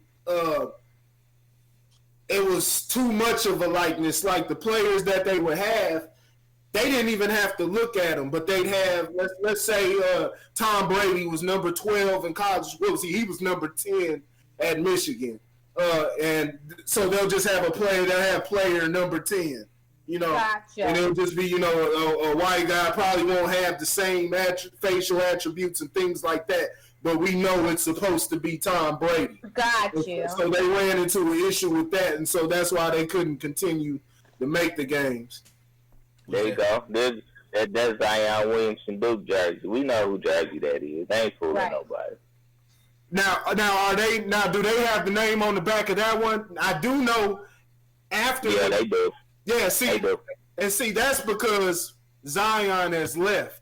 Zion's gone now, so they can actually, you see them do it with all the NBA players. They put out their college jerseys. Carmelo Anthony, Syracuse, Michael Jordan, North Carolina.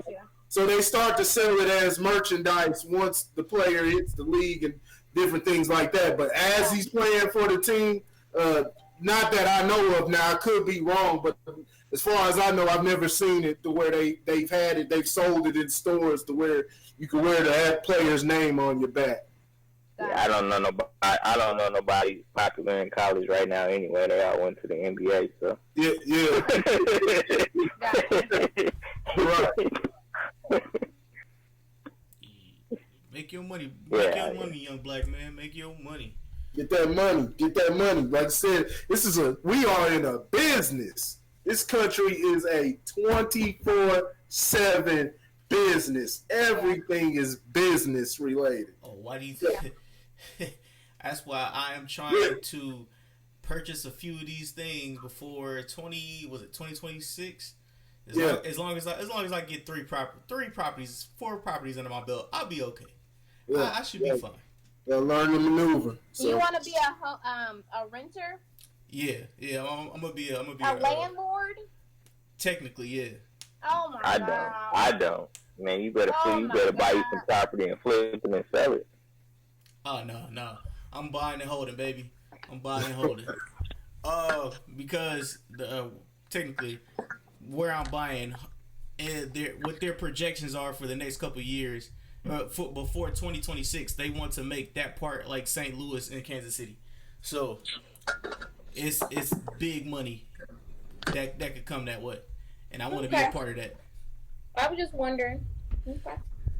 Yeah. All right, so let's move over to this next topic real quick, man. Are you guys still engaged in the upcoming presidency?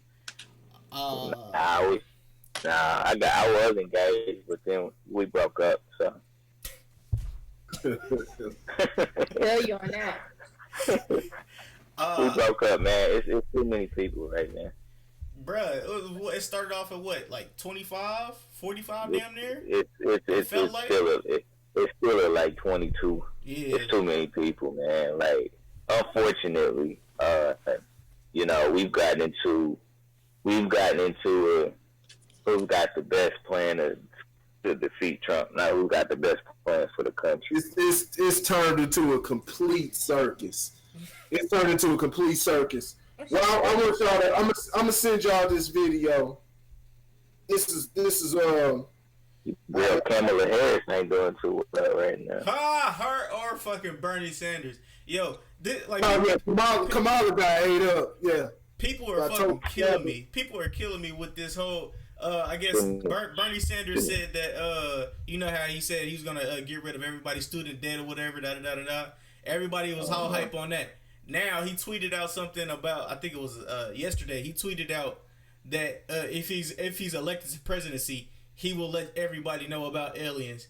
And people was in the comments like, vote for Bernie. I was in the comments. I was like, y'all sound stupid as fuck. Every last president has said this to y'all, and y'all still don't know about aliens. It's turned into a complete circus. It's just absolute chaos. People going back and forth. You see the whole thing. Everybody was mad about stuff Trump was saying. Trump was, much as I don't like him, because of just how, I don't like anybody in Washington D.C. or whatever it has to do with. I don't like anybody there, so it's not just exclusive to Trump. But he said some true stuff. They talked about how Baltimore was rat and rodent infested. They somehow likened that to the people, but you had the same guy that he was aiming toward, that people were defending. The Elijah Cummings said the same exact thing. But it's, we're in the age of cognitive dissonance. Nobody's using their brain. Just getting outraged about everything. Take a look at. I'm gonna send y'all after the show. It's called the Democratic Socialist of America Convention. I just wanted y'all to take a look at this. This is where we're headed. This is what, and it's actually, as comical as it is, it's scary too, because this is how totalitarian governments work. You know what I'm saying? With dictatorship, things like that. We're about to be about socialism and things like that. This is actually how it works. You know what I'm saying? And they just, as the phrase goes, or don't add KO, order out of chaos. This is exactly what you see is going on in the media right now. It just looks like a complete circus, but it's all done for a reason, which we'll expound more as time goes on. But this is it's just chaos right now. But when you see this video, it's the most ridiculous thing you ever see in your life. Like, they're literally fighting with each other. It's comical, but watch how they're trying to change the language, as we've been talking about. Been talking about for the longest, how they're changing the language on different things. You can't say he, she, different things like that. But just watch this video when I show y'all. It's a joke. And to anybody that's watching this, check it out. It's the Democratic Socialist of America Convention. It's the most ridiculous thing you'll ever see in your life. It's almost like something that's out of a fucking. It's like something out of an Adam Sandler movie. It's like something out of Adam Sandler. This whole thing has just been, it's ridiculous. I still like, and a lot of people are starting to realize more and more, but even though she doesn't have a chance because she makes too much sense on things, and I thought her little prayer that she had with the white folks was kind of funny. You know what I'm saying? Having white folks look to the black person and apologize to them, that was odd. But that's like she must have went to a black church, man. Yeah, turn to your neighbor and say God is good. But she's been the most sensible out of all the candidates, and like I said, she's spoken up. She's been strong. Her whole thing is she wants to get reparations to black folks. So I definitely don't have a problem with that. That's definitely a debt that's owed to black people. So Marianne Williamson, I'll definitely Elizabeth Warren. Elizabeth Warren. Talk about Elizabeth Warren. Elizabeth Warren. You know what? I don't dislike this Elizabeth Warren either, but you know, she bringing policies and stuff, man. She's talking politics, man. Yeah, she's yeah. That's another one. I think her and Marianne, those are two people that Marianne, I like. Elizabeth Warren, I'll just say I don't dislike. You know what I'm saying? But the rest of all those guys, Cory Booker, you don't like your namesake? Cory Booker, oh no, he's a damn fool. He's a damn fool. The type of stuff where Trump was talking about in that Twitter, the one everybody was calling racist. That's exactly when I was telling you about when I told y'all about Mark Zuckerberg, the owner of Facebook, donating that $100 million to New Jersey to the inner city schools, and the $100 million disappeared. That's exactly the type of thing that we're talking about. They're having these black leaders in these cities.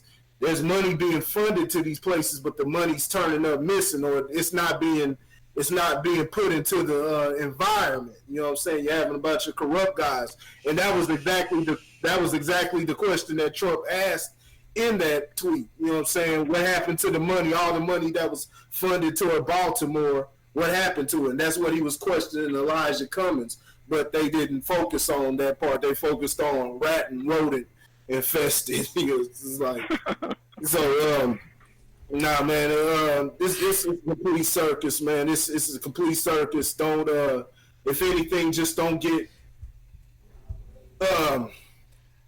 make it objective based. What works for you? I like the question. I saw a question that was posed. Does Trump work for you? Yes or no? Does he work for you? Meaning, are you able to benefit from Trump? And that's how you should go with any candidate, anything. Does it work for you? Can you see a benefit?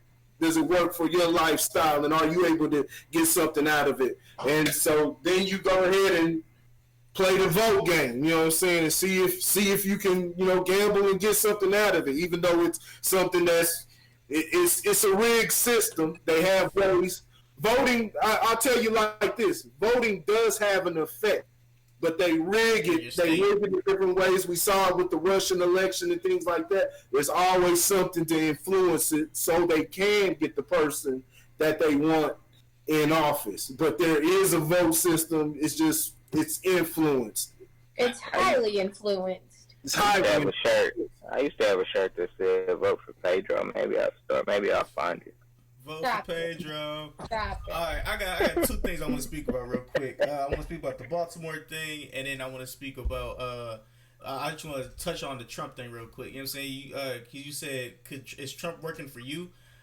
If all right, as since he's coming to presidency, this whole I don't know if you guys know what redlining is, or if you guys know what opportunity zones are. So pretty much he opened that up to the public, and if you don't know what that is and you can't take advantage of that for disenfranchised neighborhoods like Baltimore, or just like ghettos and hoods and stuff like that, it's easy for you to purchase those properties now. And if as a minority, if you don't know about that, you can't buy back your block. The white people that already know about that will be buying that block, and it makes it so much easier now that they're now that the opportunity zone is open for people to purchase it. It makes it cheaper for them to build up that block, put in a Starbucks. Next thing you know, you getting not mansions, but you getting a bunch of units put in there, and rent is sky high for people, and is pushing people out.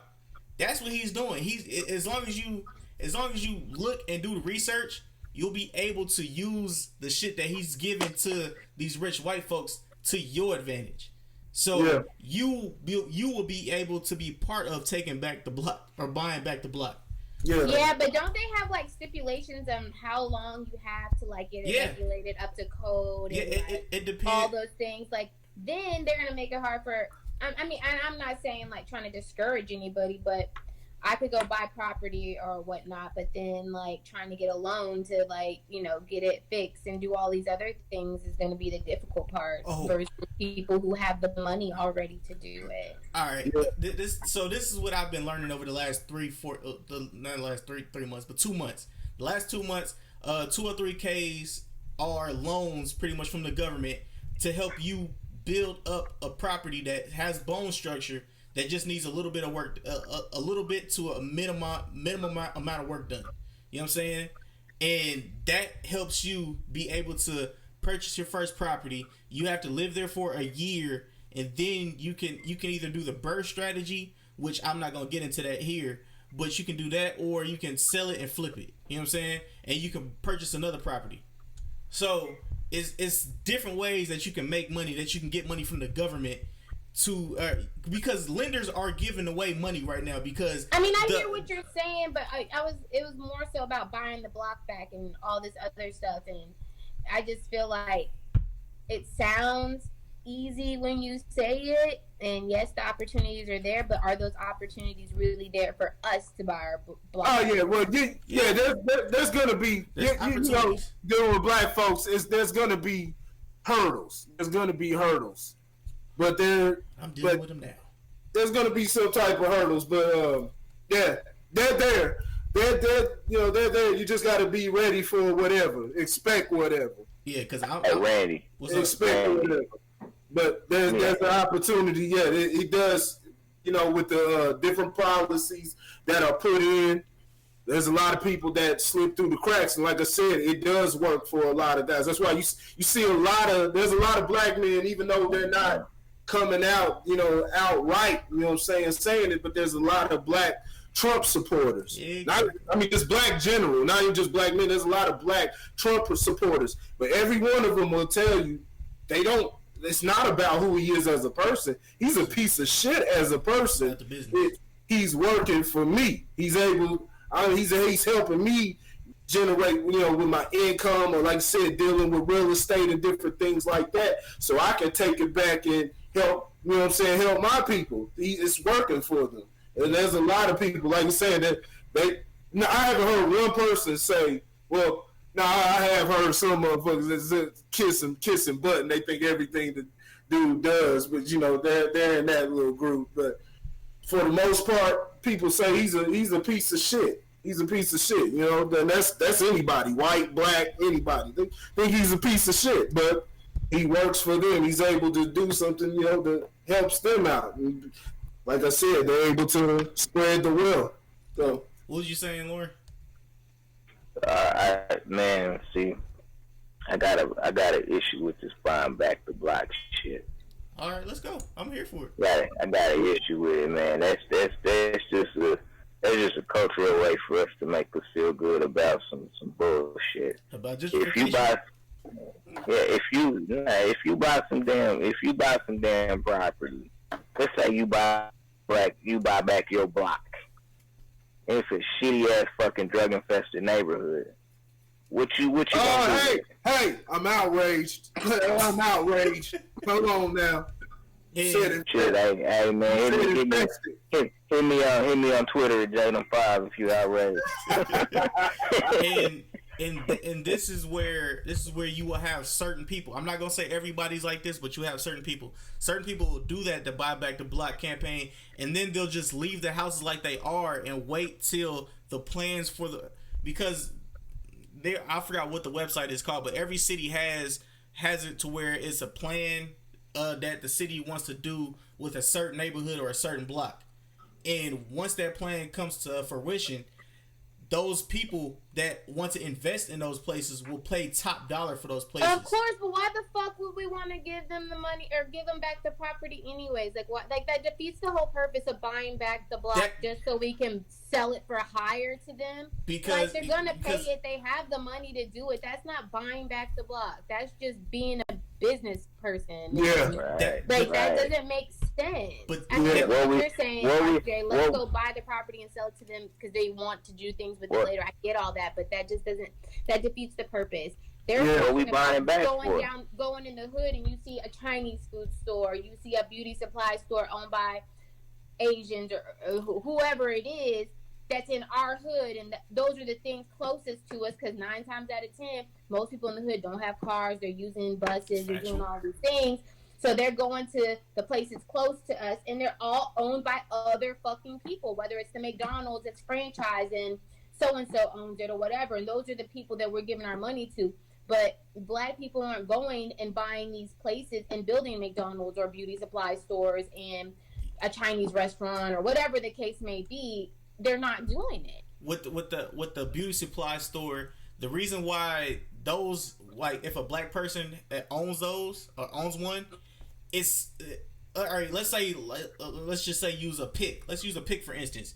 A pick, just a little pick like this, might be $1 to $2 at the Chinese store, right? Mm-hmm.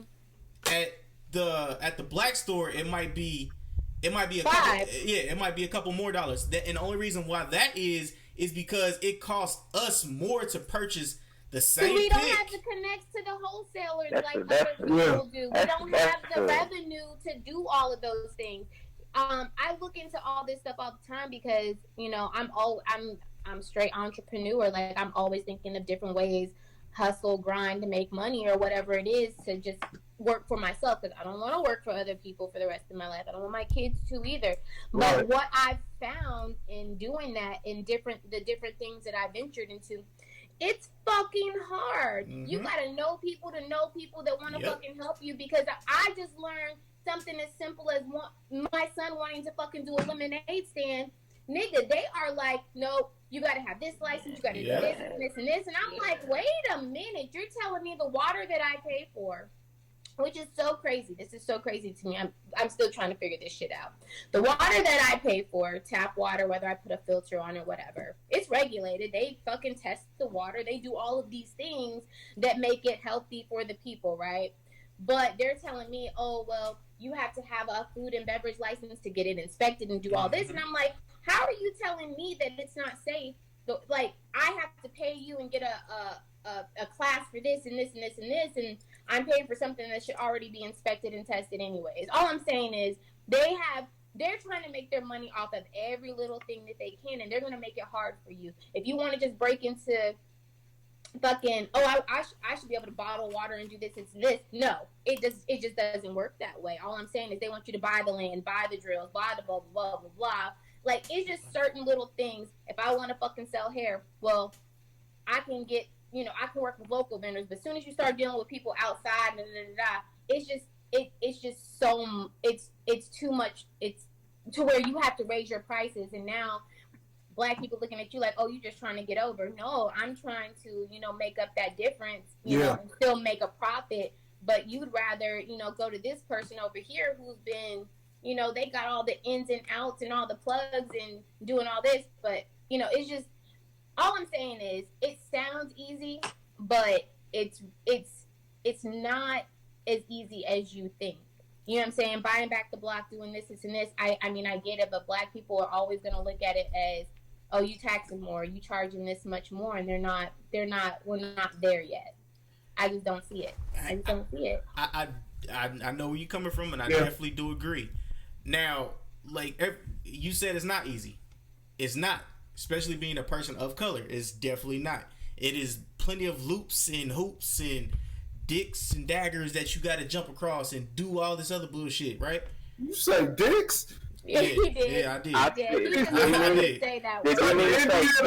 Dicks and daggers. I was gonna say Indiana Jones, but you was on porn. Okay. You watch Indiana Jones on Pornhub or something. Dicks. Hell no. But no. So you gotta do all this. You gotta do all these little bitty things to be able to even start. And right, people don't understand that. I understand. Now, what I'm in I guess you would say investing in right now is, I guess you would say, real estate, or real estate and virtual real estate. But shit, I gotta make sure I delete this. And I'm getting tossed around like I'm nobody. Nothing in this world is you just the average person, bro. Shit, no.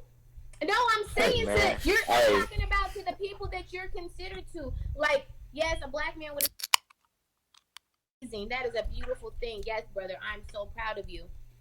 But that means nothing. That score really, honestly, compared to the people I'm talking about, nigga, that ain't shit. Oh, I know. Hey man, but hey man, let me use your credit score and my charisma. I'm gonna make some moves, man.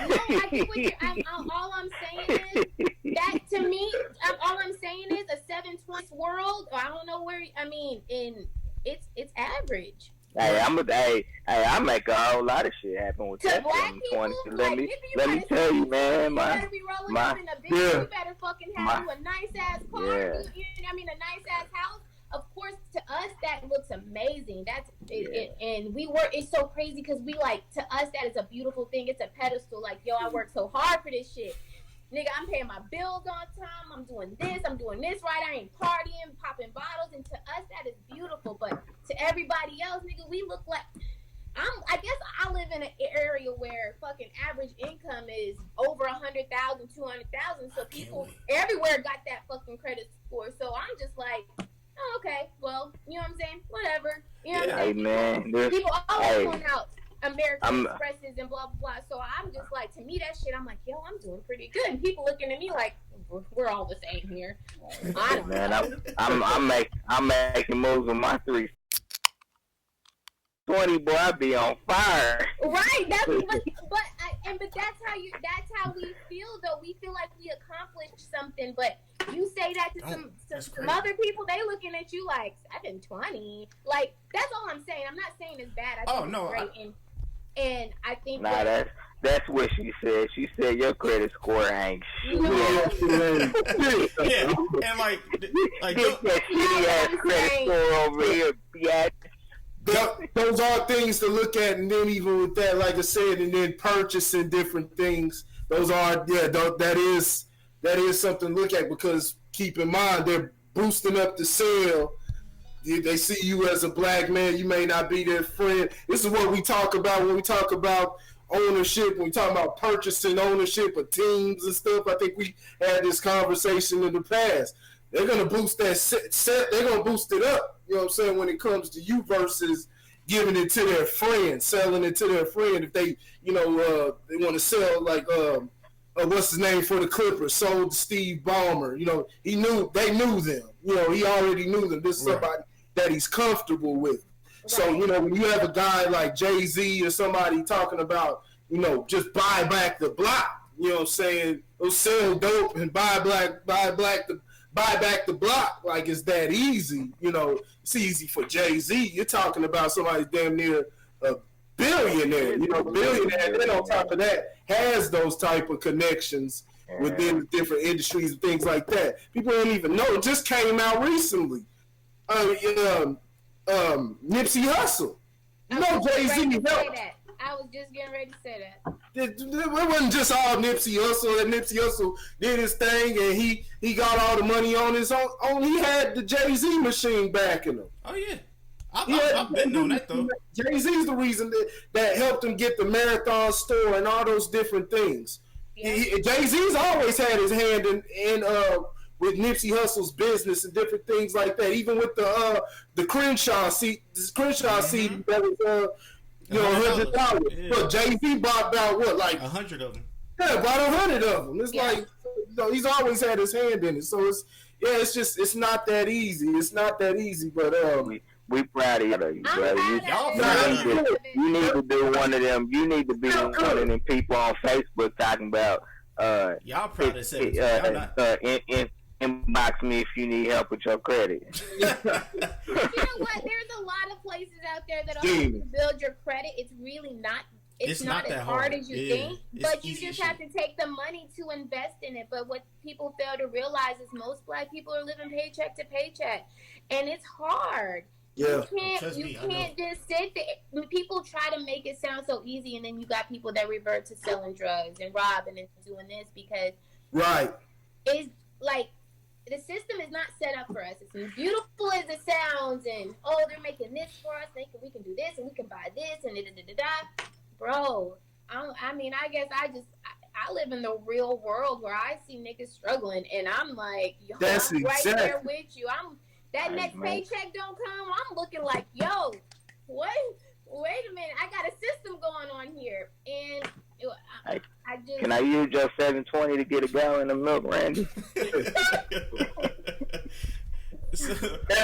Hey man, they taxing the hell out of me for that gallon, bro. All I'm saying is they didn't make pawn shops for nothing. White people getting that bitch pawning too. Nigga, let the fucking stock market go down. They don't know what to do. Oh my God, I'm losing everything. Yeah. People going back to work who had degrees, who were stay-at-home moms. I seen it. Like, I work in an industry that's a service industry, and I had this woman come in. I mean, she was beautiful, dressed to the nines. Like, she's like, oh, my husband works right down the street, blah, blah, blah. And I'm like, what is she coming in here applying for? Like, she needed to work. Like, everybody's got it going. You know what I'm saying? You have to have multiple sources of income these days. Tell her I'm starting up this modeling agency, man. You said she was pretty, right? You said the lady came in. You said she was pretty. Gorgeous. Okay, tell her I'm starting up this modeling agency, man. Truck and everything. She put him in a. You know what I'm saying? I'm trying to be like my grandpa, but no, it's great. Hey man, it's okay. Hey man, hey, I'm telling you, boy, I'm over here moving mountains with this 350. I'm gonna buy the block and the other block. But yeah, so I mean, God damn, I forgot what I was even gonna say. That just fucked me up just a little bit. But yeah, I understand everybody believes that's a good credit score, but you know what I'm saying. I'm trying to just be like my grandpa. You know what I'm saying. He's got one that I'm just like, all right, I'm trying to get like that. I'm trying to get like that right now. Don't be snitching on your grandpa. I'm putting grandpa out there like that. Trust and believe. We're gonna take you out the wheel. I'm editing the mess out of my credit score. You gotta have a goal. You have to have, a vision board, and you know what your vision is. You will get to it. Hey, man, by sure. any means necessary. Yep. Shit, hey, let me try to get up to 400 then. I'm gonna put that on my vision board.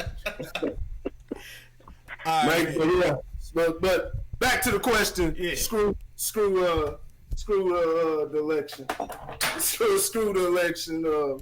It's all a joke. Now I'm gonna say this though, man. We way past the election. I'm gonna say this. Yeah, we sure got off on that. But I'm gonna say this though, man. 'Cause this shit bothers me a lot about Black people. We spent our forefathers, you know what I'm saying, our predecessors, however you want to word it. People spend a lot of time, blood, sweat, and tears, man, for us to get the right to vote. So I think it is extremely disrespectful when we don't go out there and vote, because it's people that essentially died so we can have that right. So if we're not satisfied with who's on the ballot, the very least we can do is exercise our right and go write somebody in on the ballot. If you dead serious about I don't like none of these candidates, then you go write somebody's name down. I don't even care if they're a real person. You take your ass to that poll. Yeah. You know what I'm saying? And you cast some type of vote in some capacity. That's real.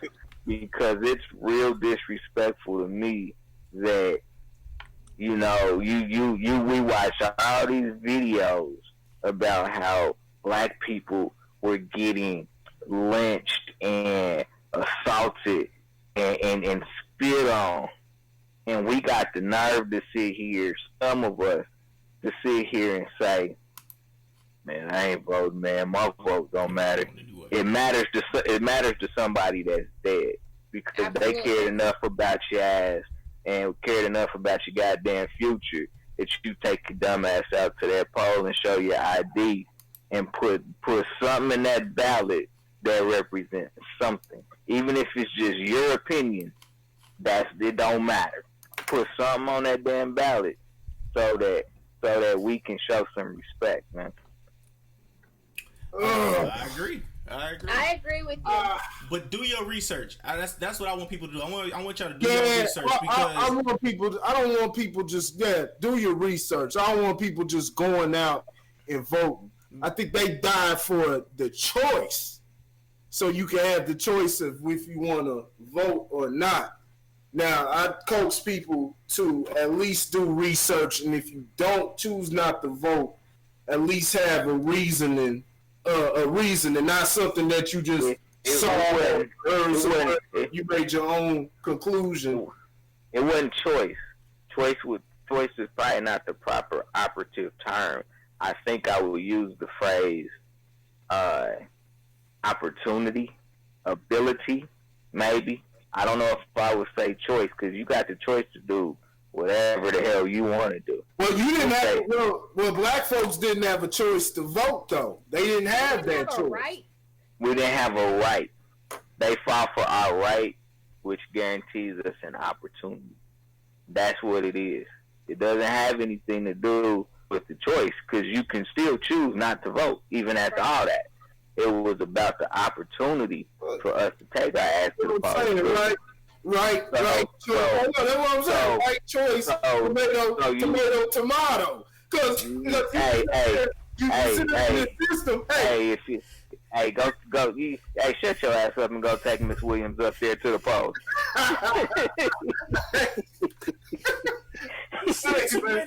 You better take Miss Williams up to the polls so she can vote, because her old ass ain't got shit else to do but go vote. So take her ass up there to go vote. It's like me. It's like me right now. I want to be the damn coach of the damn Dallas Cowboys. So I'm gonna take my ass down to Cowboy Stadium right now because I got the choice. I wanna coach. I'm the damn coach now. Watch out, Jason Garrett. I'm the new sheriff in town, right? Right? Yeah. My bad. I don't know. I didn't know any black players wanted to play for Dallas anymore. I'm talking about coaching the thing. Hey, man, do your thing, man. They couldn't even make that, whether it was a right, whatever. They couldn't make the choice to say, hey, I want to put my input in, go down there and, put their vote in. It was, no, you black. Just because the color of your skin. No, you don't have any say-so on this. You know what I'm saying? Whites only, and that's that. So, it all goes hand in hand. Okay, yeah, and the only reason why I said do your research is because everybody in Missouri is flipping out now because St. Louis is they got the marijuana bill passed, and now Kansas City and Jefferson City and all these little bitty cities in Missouri are being able to get the marijuana license passed. But if you got if the people were to actually read what was on the fine print when they voted last for the last governor or whatever the fuck it was, when I forgot what it said, but it said if you vote for the marijuana law, you must give up your gun license to have a marijuana card, and you can't have both. And now what? Yeah. I heard something about that. Is that true? I'm gonna have to look into it. That's true. That's true. Yeah. Okay, so this is in the state of Missouri? Yeah. So you cannot. All I gotta do is figure out. I gotta do is figure out which one I want on the black market. Why can't you obtain both? Why can't you have both? The reason I got from it was because they felt like, well, certain people felt like it would be They say marijuana and guns don't mix. Yeah, pretty much, yeah. Alcohol, that's alcohol. That You ain't. can go get prescriptions for opiums and all these other fucking things, and you can have a gun. Yep. What's the difference? That's crazy. People don't read. All they did was mark a box, and now they're finding out what they marked, and they're not happy. I'm gonna take a look at that. I did hear that too. I'm gonna take a look at that now. For anybody who agrees with that, can you change your mind though? Can you give up your marijuana card and then go re-register for a gun if you decide afterwards that, hey, you know what, I made a mistake? No. I don't know. I don't have enough information on that. Apply to you in every, like, if you cross like state lines? That I'm not for sure of. I will have to do more research on that. I'm gonna look into that. That is insane. There we go. I'm just gonna go use my auntie address. Auntie's address. But yeah, so man. So what if you're married and you're? What if you're married? Say we were married and you owned a gun and I got me a marijuana card. Does that still, like, if we're under the same house, could I get arrested because you have a gun? Like, there's a gun around me or something? Like, I'm not for sure about that. I'll have to do research. I'll have to do more research. I'll be honest with you. Like, almost like a convicted felon can't be around guns. Like, is that the same type thing? Unless your credit score is 720, then you can do anything you want. I'm not dealing with your ass. Oh my god. With this 350 over here, man.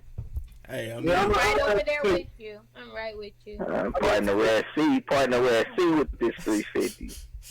RJ over there living it up. Shit, I'm struggling. I'm struggling. You ain't even though.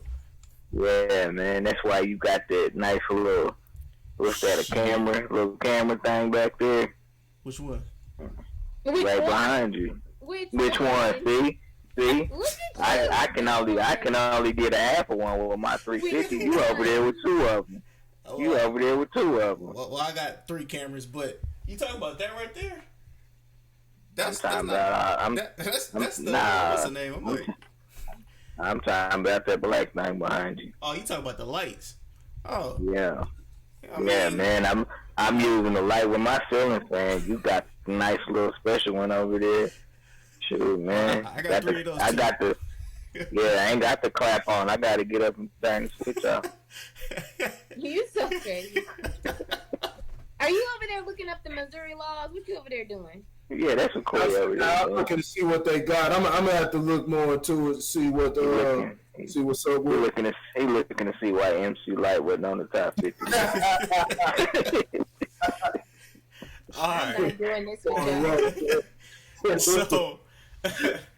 So, do y'all have anything to get off your chest before we bounce out of here? I got something to get off my chest. Go ahead. I've been waiting for this shit. Oh, I've been waiting. So, I want to talk about my love-hate relationship with the NFL right now. Oh, here we go. Take off. It's 32 teams, 53-man rosters. That is over 1,600 players that the NFL says these are the best athletes in our sport. The best athletes in our sport. Why Colin Kaepernick ain't got no damn job? Boy, if you ain't never lied. Why Colin Kaepernick ain't got no job? You want me to be honest with you? We know why. Nah, we already know why Colin Kaepernick ain't got no job. He got blackballed. But the NFL says we hire the 1,600 best athletes in our sport. Liar. You go find me. There's 32 teams in the NFL. Every team has a backup quarterback. You go find me 64 quarterbacks that's better than Colin Kaepernick right now. Go find me 64 that are currently in the league that are better. Boy, you better quit posturing over there. 64 quarterbacks that are better than Colin Kaepernick. Is this a challenge? Yep. Challenge here? Go find me 64. I'm about to exit left on y'all. 64.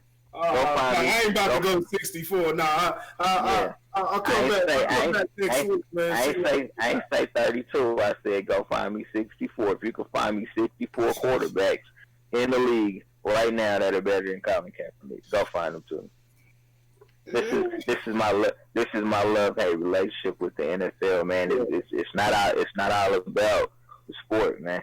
Yeah, there's not even politics. There's not even 32 guys better. There's not. No, there's not. The politics have dictated what's happening to Colin Kaepernick. It's all politics.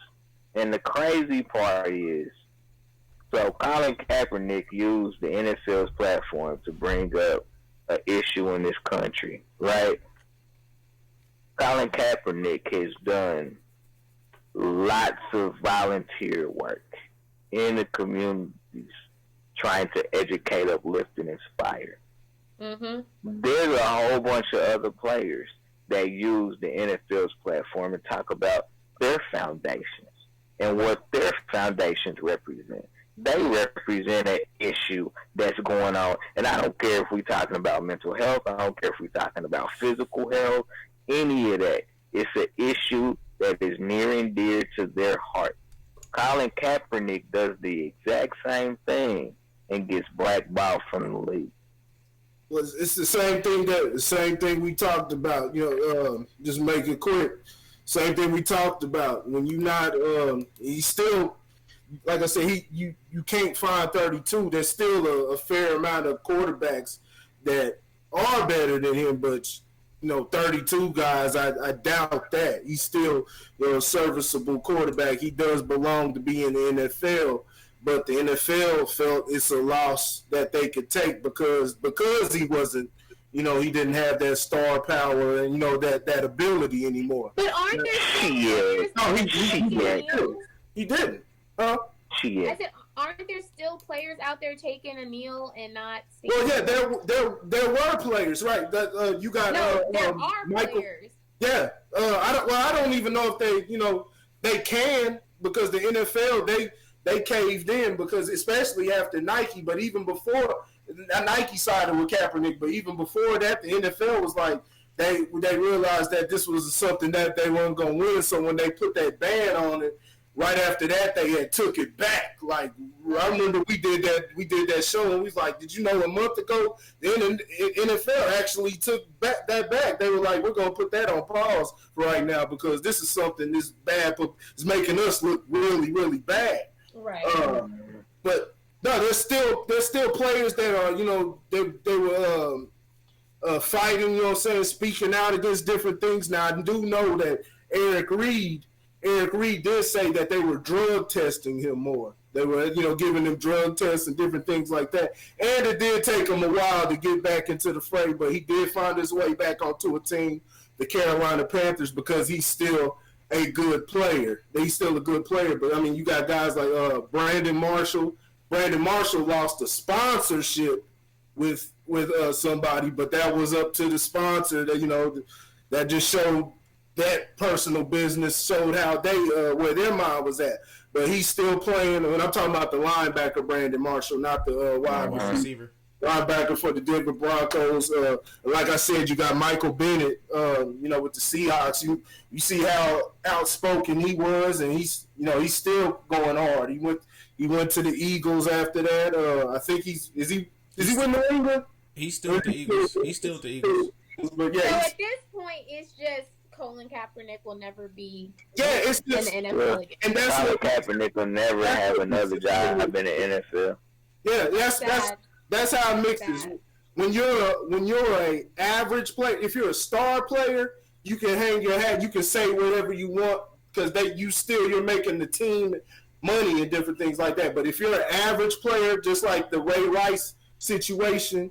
The Ravens knew we could get rid of Ray Rice because he was only averaging 2 yards a carry the season before. If he was averaging 4 yards, he could have hit his wife. He could have, he could have put an elbow drop on her after that. He still would have had a job, but because he was viewed as expendable, that's how it works in the NFL.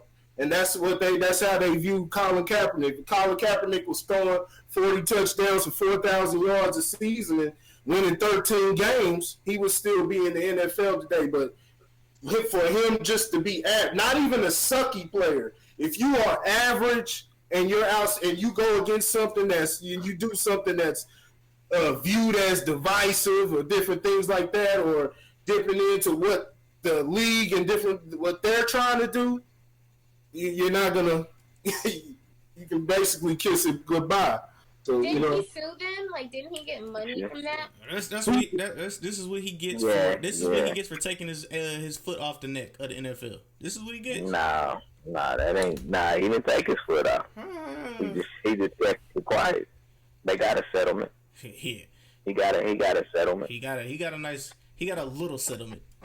But I mean, at this point, my thing is this: like, I wouldn't even want to work for them anymore. I wouldn't want to, even though I know it's his passion. Like, that's what he loves football. I get all of those things, but at this point, I wouldn't even look to be picked up. Like, I know he's still working out and he's doing all those things. Like, he's ready to go machine. Like, I get all that, but at this point, isn't it just one of those things? Like I wouldn't even want to play for y'all. Yeah. Yeah, I'm not in his brain. It's like you feel bad because I feel bad that he doesn't get to do what he loves, but I don't feel like there's no oh my God, he doesn't get to play in the NFL. Like, bro, we see what they are. Yeah, you think John Harbaugh's in Michigan by his own accord? Who? Right. What? John Harbaugh. He was a head coach. He was a head coach of the 49ers with Colin Kaepernick. You think John Harbaugh everybody's on regard? Nope. I guarantee he was kicked out by the NFL. What happened? What happened when the next coach took over? Yeah. I mean, I'm just putting it out there. Next coach came in and didn't want to cater his system to Colin Kaepernick, and didn't. John Harbaugh was prepared to develop him so he could evolve his game. The next coach was like, "Nah, we good." Then he got hurt, taking all them shots because they was exposing him. Then they got rid of his favorite target. So they just had to slowly break him. The whole team broke down. Everybody started retiring. I know Bowman said he's out. Everybody just left. Everybody left after that. You know what I'm saying? Chip Kelly. Yeah. All right, Ashley, did you have anything you want to get off your chest, good, bad, or indifferent?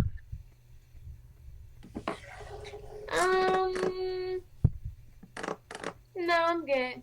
Corey, did you have anything? You could have said anything. That voice is so sweet. I hate you fuckers. She got it all Go out. down, shoot everybody. She got it all off the chest. Nah, it's so same thing I always say. Don't believe anything you hear. Do your own research. That's all I gotta say. Don't believe anything. Don't believe us. Don't believe me. Don't believe anything. Do your own research. Look up different things. You know what I'm saying? Look into it yourself. You can believe me. My credit score is 350. All right. So I just want to first and foremost, I might do this in the beginning. I might make an edit and do this in the beginning. But I want to shout out to everybody that was rocking with us in Spain last week, man. We put over 200 downloads over in Spain alone. You know what I'm saying? So shout out to whoever was rocking with us in Spain. Yeah. Oh, that's scary. Yeah. Oh God. Said 200 in Spain. Yeah. That might be the wrong people watching. Well, shout out to them anyway. You know what I'm saying? There's some folks. Well, hey. Shout out to Spain and this week. Shout out to Spain last week. This week, shout out to the United Kingdom, and shout out to. Wait, what? Hold on. I'm gonna make sure I get this right. I don't know how the fuck you say that, but shout out to Miami. Shout out to United Kingdom and Washaw Washoe, Missouri. You know what I'm saying? Shout out to everybody there. But all right, so what I really want to say is, I got a question for y'all, real quick question. I just need to get y'all thought process on this. So what is what is it called? So I was told that if my homeboy has a kid, I would be I guess if something was ever happen to him, he would put me in charge of his kid. I forgot what that shit is called. That fact. Godfather? The Godfather. So what is a Godfather supposed to do? Everything that a father is supposed to do. What? I mean, y'all better in a sense, like it's almost like being an uncle, but a little bit more than an uncle. Y'all better work that out. On the weekends, buy him stuff, chill with him. Like, yo, I'm gonna come pick up my little man. Like chill out. What was the question? You're like again? another father figure. What was the question? So, responsibilities of a godfather. Yeah. Oh, I thought that was just some fun name they gave to these people. No, like if you're the godfather or the that was the mob, the mob boss. What did you say? I mean, just think of it as being a stepdad. Yeah, I mean, I'm not doing that. Is the real dad dead? No, yeah, that's what he's saying. If something were to, if something were to happen to the dad, but that's something y'all have to. I mean, what happened to him? Did he lose the mother? Hey, if y'all having that conversation, that should be. He just don't turn to you and say, "Hey, if something happened to me," you know what I'm saying? And I'm just paraphrasing everything.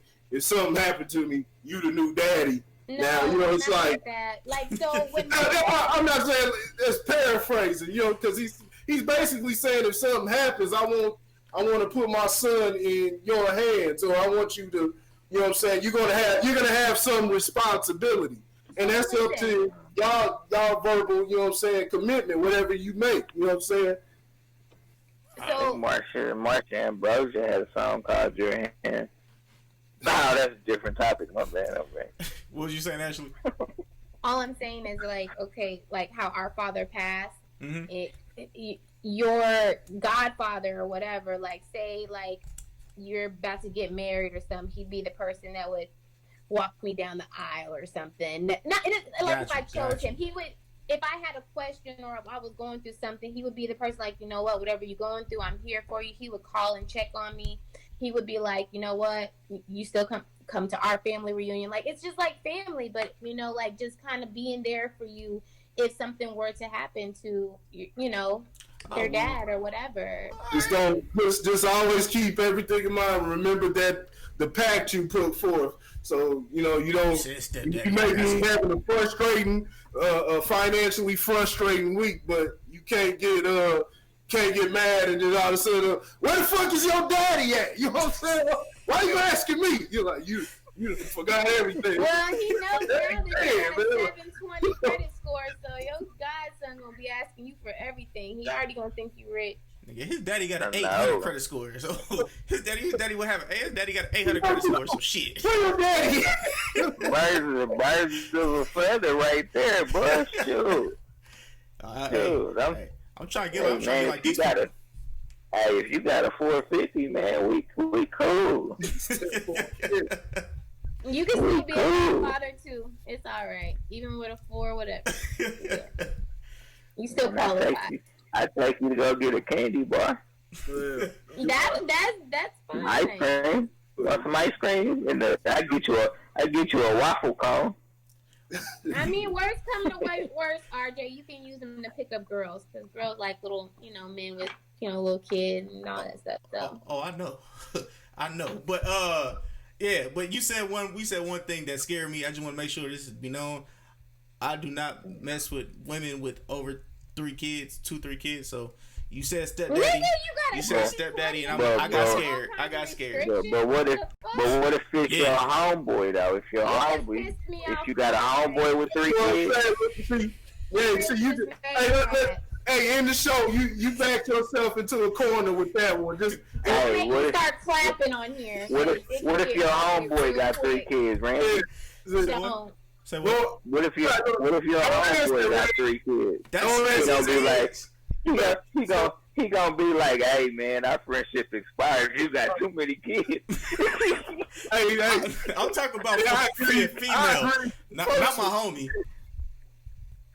That's what I'm saying though. That's what we talking about. You talking about the female. We talking about if the dude What if dies. he So has the same? What if all the 3 kids have the same father? That's still. I agree to the first one. Yeah, I only want to support my homeboy's kids. The other 2 motherfuckers gotta go. I'm just saying. Can I didn't say nothing about the without other you 2. being mad? Go. RJ. Go. Hold on. Okay, you say this again so I can make sure I'm replying the right way. You said you don't date women with what? More than 3 kids. Why? Because it's been approached to me on multiple occasions. You said 3 or more, or more than 3? 3 or more. He said more than 2.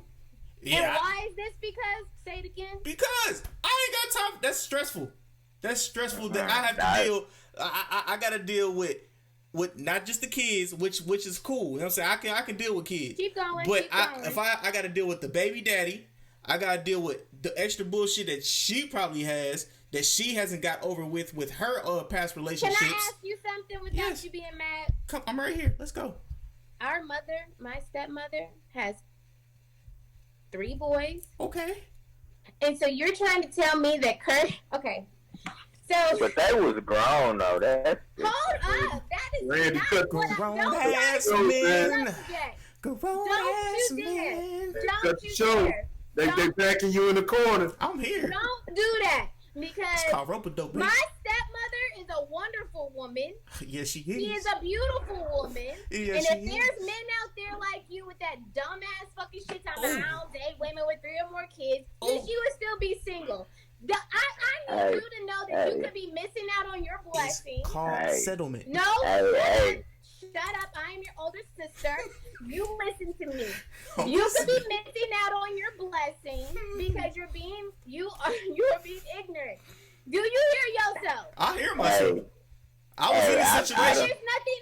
I was in a situation. I was gonna say there's nothing wrong with knowing what you want. All I'm saying is you should also be open to a woman who probably has different circumstances. Maybe she doesn't have a crazy baby daddy. Maybe she just has 3 beautiful children that she loves, and she's trying to show some love to another man. All I'm saying is your ass might be fucking lonely for a long ass time doing shit like that. Well, looks like Don't I'm gonna be. Start with me. I'm about to be. Hey. I'm about to be Hey. Dante, nigga. Hey man. Hey, I wouldn't date a woman with 3 or more kids. Cause I already got 5, so that's too goddamn many kids. 8 kids, that's too goddamn many kids. Wow. Hey, look at my finger. Hey, look at my finger. Look at it, man. I'm telling mom. That's don't piss me off. That's fine. I'm gonna be there. Where the hell's your daddy at? I do. I've just dealt with a couple people that, you know what I'm saying, I had to deal with that, and I ain't got time for that. You know what I'm saying? Because I'm trying to do my own shit, honestly. I feel you. And if your baby daddy's not shit, I might be judging you. I'm just saying. You gotta get to know somebody first. That's all I'm saying. Yeah, it's still different factors, but you do got to put those. You do got to have your limits and set those boundaries. Yeah, if something happens, it's something that's faded, like you were saying, Ashley, something that's faded that happened or something like that. Then it'll be, but all I'm saying to put a button in this, you know what I'm saying, I had to put a baby daddy to sleep more than once. So that's all I'm saying. You know what I'm saying? And that's why I ain't got to deal with that. I shouldn't have to deal with that shit. You know what I'm saying? Hey, my bottle. I put that nigga to night. I gave him that black Gave him a bottle. That night quill. He went night, nigga. No, he woke up. He woke up the next day. But you know what you want. I was just when you said that, I just instantly thought like, cut the goddamn. You said what, Ashley? No, I'm saying you're entitled to that. Like, I'm not mad at you. I just, when you said it, I was like, wait a minute. Your mom has 3 kids. Like, what the fuck? Like, I mean, but we was grown ass. We was damn near grown ass men when boy, Kirk popped stop, up in the picture. What do you consider being a grown ass man? Doing shit for myself. Brothers, Like brothers 13, is 12. 13? Yeah, that's how it is for us out here in the streets these days. Stop it. Stop. We in the streets. Because Shit you was not a grown ass man. I'm pretty sure Kirk gonna put y'all in a couple chokeholds. Y'all badasses. Oh, Don't. me and Kirk almost threw hands multiple times. Hey man, I'll be putting Kirk's credit score out there like that.